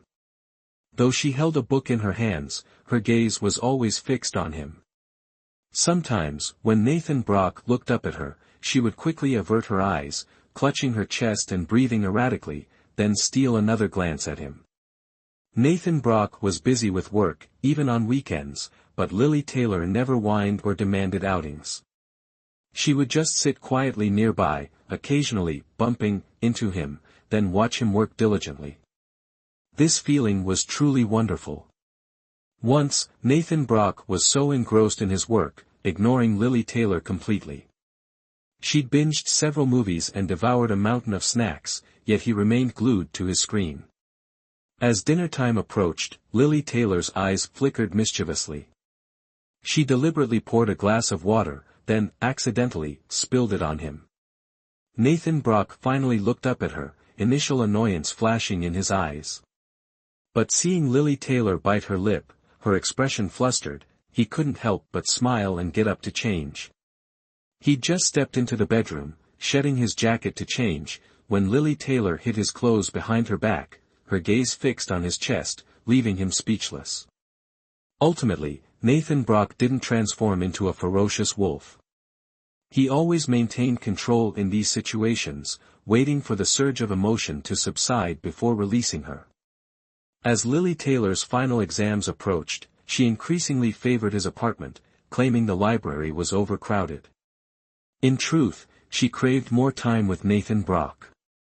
Whenever her glass was empty, Nathan Brock would appear at just the right moment to refill it, always with a fresh supply of snacks, knowing her study habits. If Lily Taylor was feeling lazy and didn't want to go out, Nathan Brock would cook for her. Or, if he was busy, they'd order takeout. They say home is where the heart is, but for Lily Taylor, it was the opposite. Now, she snacked less while studying, rarely dozed off, and hardly ever got distracted. It seemed not that she lacked the ability, but that she'd never truly committed to anything before. No, that wasn't quite right. She had always been truly committed to one thing, loving Nathan Brock, body and soul, so completely that she had no energy left for anything else. Now, she understood. This world, besides herself, was still herself. In such a short time, she'd learned more than in all her years of university. Previously, she'd skimmed the surface, deliberately avoiding what she didn't know. Now, she was transformed, relishing the feeling of seriously exploring every word, every herb, every pressure point. It made her feel whole. Unnoticed, the first snow had fallen upon the Tian-Chi kingdom, and the 10th year of Yong Li's reign was nearing its end. Now, Vanessa always wore a thick cloak. Winter here seemed even colder than in Lily Taylor's time, and without central heating, even the fireplace couldn't quite match the warmth she was used to. Moreover, Lily Taylor was always sensitive to the cold, never a fan of winter. Yet, winter here was harsh and protracted. One day, as Vanessa instructed Lillian Lee to add more coal to the fire, Nicholas Taylor entered, shivering, shaking off a flurry of snow. "Shut the door." Vanessa looked up from her desk, urging him as if any delay would freeze her solid. Nicholas Taylor stared at her, mouth slightly agape. "It's perfectly warm in here. Why are you bundled up like a bear?" "None of your business." Nicholas Taylor sat down, warmed himself by the fire for a moment, then stood and walked over to Vanessa, grinning. "After all this studying, wouldn't you like to try putting your knowledge into practice?" Vanessa only felt the tabletop darken as he stood before her, tall and imposing, his chest seemingly broader than she remembered. Chapter 48, Going out in this freezing weather is pure torture. Looking up, her eyes met his amorous gaze, a mixture of inquiry and enticement. Vanessa's heart stirred, but the thought of the wind and snow outside gave her pause. Nicholas Taylor, giving her no time to hesitate, rounded the table, pulled her to her feet, and said, "Come on, let's get some fresh air. You've been cooped up all day, it'll do you good." He then draped her cloak around her shoulders with practiced ease. But before they left, he insisted Vanessa change into different clothes, and changed his own as well, so they appeared more like siblings, simpler in attire as they had done before. Nicholas Taylor again placed the cloak around Vanessa, then led her out, instructing Lillian Lee to follow. This time, they didn't scale any walls. He'd somehow arranged things with Mrs. Taylor, and they exited through the main gate where a carriage awaited. Snow still fell, blanketing the roads and distant mountains in white, muffling the capital in a thick, silent layer of snow. Due to the weather, the streets were nearly deserted. The small stalls along the roadside were tightly covered, and only a few people occasionally approached the steaming food vendors. The warmth and lively chatter of a tea house were audible even from within the carriage. The carriage wheels rolled, occasionally crunching through the snow. In this brutal cold, one should stay indoors, going out is just asking for misery. The carriage passed through the bustling streets, soon leaving the city behind. The road became rough and muddy, slowing their progress and jostling the carriage violently. Vanessa feared the carriage would shatter, her heart pounding. Despite the warmth inside and the abundance of snacks and pastries, she had lost all appetite. Lifting the heavy curtain, a blast of icy air hit her face. Trees lining the road were laden with snow, and the road itself was thick with it. Looking at the passing scenery, Vanessa had no idea where they were going. Nicholas Taylor lounged against the cushions, one arm behind his head, casually instructing Lillian Lee, Vanessa's maid, to fetch him refreshments. He seemed completely at ease, as if on a leisurely outing, unaffected by the bumpy ride. Vanessa sat rigidly upright. Though she hadn't eaten, waves of nausea washed over her with each jolt of the carriage. She stiffened her back, fearing that any relaxation would cause her to vomit. "Miss, are you all right?" Lillian Lee asked, noticing the beads of sweat on Vanessa's forehead and her pale complexion. Vanessa closed her eyes, stared straight ahead, unmoving, and asked in a stiff voice, "Are we there yet?" "Probably not that quick. If you're uncomfortable, lie down and rest for a bit." Nicholas Taylor kindly offered his seat to her. Vanessa didn't want to refuse any longer, carefully shifted her body, then slowly lay down on the soft cushion, closing her eyes and taking deep breaths. "Try smelling this." Nicholas Taylor, sitting beside her, produced a fragrant sachet, seemingly from nowhere, and held it in front of Vanessa. Vanessa inhaled deeply, a cool sensation spreading through her, the churning in her chest finally easing somewhat, and the nausea subsiding. "It's just a test of skill, why go so far? Wouldn't finding a medical clinic in the city be more straightforward?" At this rate, her frail body was about to fall apart, and Nicholas Taylor kept talking to Lillian Lee, not giving her a moment's peace. When the carriage finally stopped, Vanessa practically fled. After jumping down, she immediately bent over, clutching her mouth with a pained expression. Nicholas Taylor got off the carriage, intending to help Vanessa and inquire about her condition, but as he stepped forward, Vanessa retched, vomiting, some of the food splattering onto Nicholas Taylor's sleeve. "Miss!" Lillian Lee cried out, rushing forward. Seeing Nicholas Taylor grimace at his stiff, soiled arm, her forehead twitched repeatedly. After vomiting, Vanessa felt much better, her whole body more relaxed. Seeing Nicholas Taylor's disgusted face, a flicker of guilt crossed her mind, followed by a feeling that he deserved it, who told him not to let her rest properly. Nicholas Taylor sighed, resigning himself to his misfortune, using the nearby snow to wipe the filth off. Though it was no longer visible on his clothes, his gaze still held a distinct distaste, occasionally glancing down. Vanessa looked up at the building before her, a not-too-shabby structure built on a clearing, with a few thatched houses visible not far off, and a seemingly bustling flow of people. "Fourth brother, what is this?" Vanessa looked at Nicholas Taylor, puzzled. Nicholas Taylor jerked his chin forward, motioning for her to follow him inside. The further they went, the louder the sounds of children became. Stepping through the large gate, they discovered a different world within, a place resembling an enlarged courtyard house, with a kitchen, living quarters, and several rooms dedicated to women's work. The people inside didn't seem surprised by their arrival. Nicholas Taylor even greeted a few, appearing to be a frequent visitor. At the kitchen door, a peasant woman was washing some gauze with nimble movements, a child building a snowman beside her. Nicholas Taylor turned to look at Vanessa, who was confused, then looked closely at the two, and remembered. The child was the one who had fainted the other day, whom Vanessa had saved, and now seemed to be all right. Vanessa carefully observed the clothing of those in the courtyard. Though still somewhat worn, they were at least warm enough, and the people no longer looked as haggard as before. After that time, Vanessa didn't visit them again, and later heard from Nicholas Taylor that they had found stable housing. Could this be the place? Miss Lily Taylor. The peasant woman recognized Vanessa the moment she saw her. Vanessa watched her approach, then excitedly grasped her hand. "Oh, it really is you, Mississippi. I thought I was mistaken. Since the last time, I've been thinking that if I ever saw you again, would have to properly thank you. Your great kindness, I will never forget it for the rest of my life."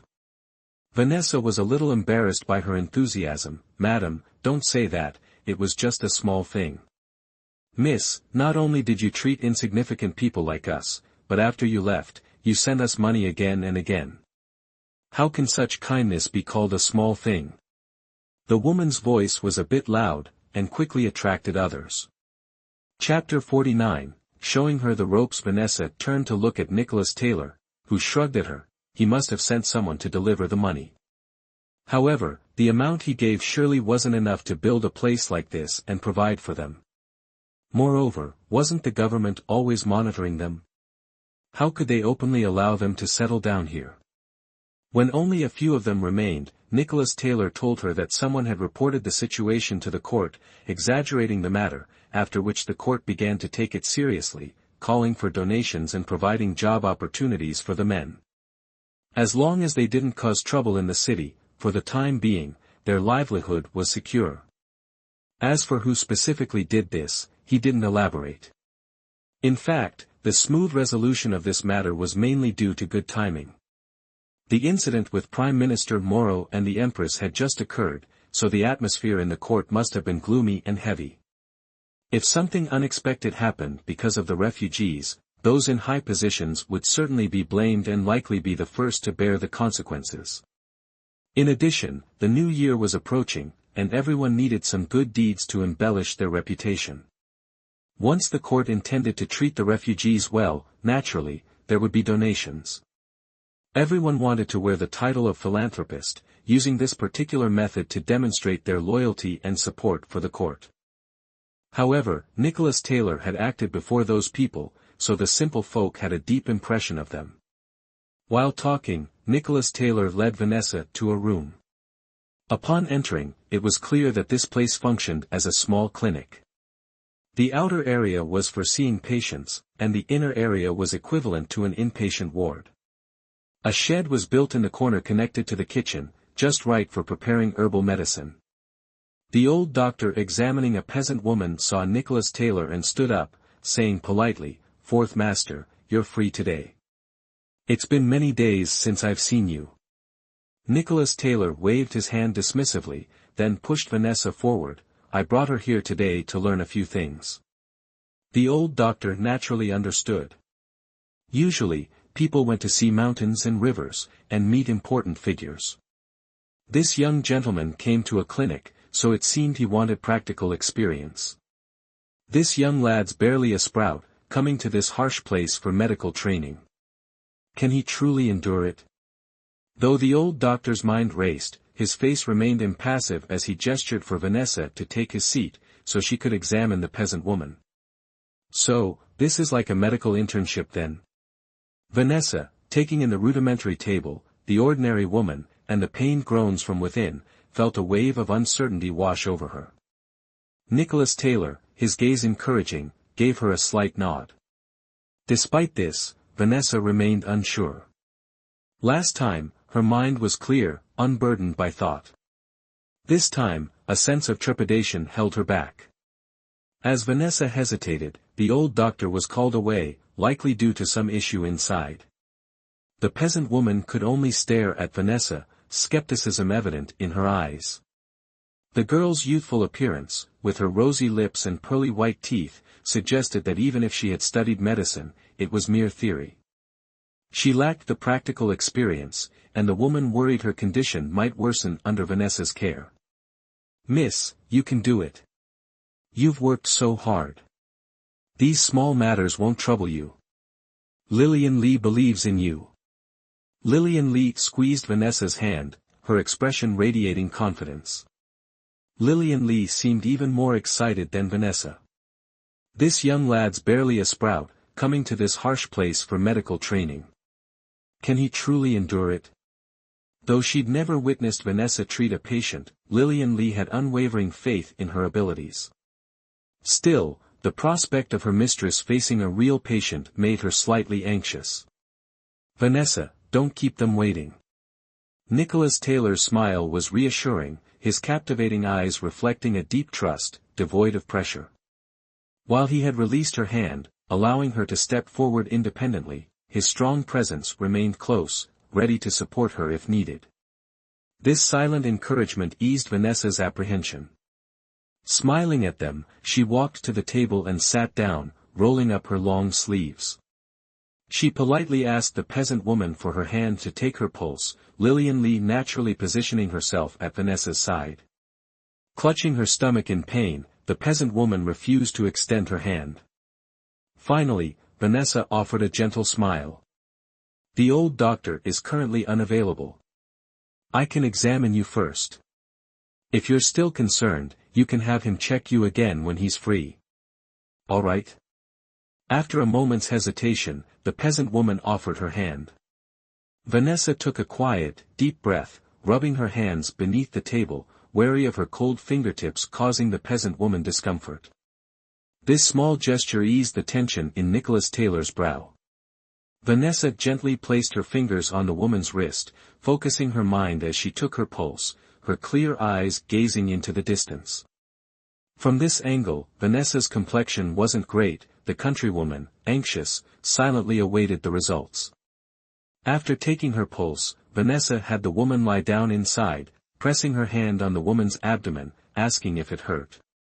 If there was pain, she'd ask what kind, then when it began, after starting the examination, Vanessa's youthful look was replaced by patience and composure, her words compelling a response. The old man watched for a while, then went to Nicholas Taylor, nodding at him. Vanessa diagnosed the countrywoman with nothing serious, likely a chill causing gastroenteritis. In such cold weather, it was common. Her first thought wasn't medicine, but telling her to apply heat, avoid raw/cold food, eat smaller, more frequent meals, and stay warm. To avoid another trip, Vanessa prescribed some anti-inflammatory medicine and a mild laxative, to be taken if the pain became unbearable. If things didn't improve in a few days, she insisted the woman return for a checkup. The countrywoman, looking at the simple prescription and considering Vanessa's kind words, returned home without a doubt. Though small, hardly a proper clinic, this medical post saw a surprising number of patients.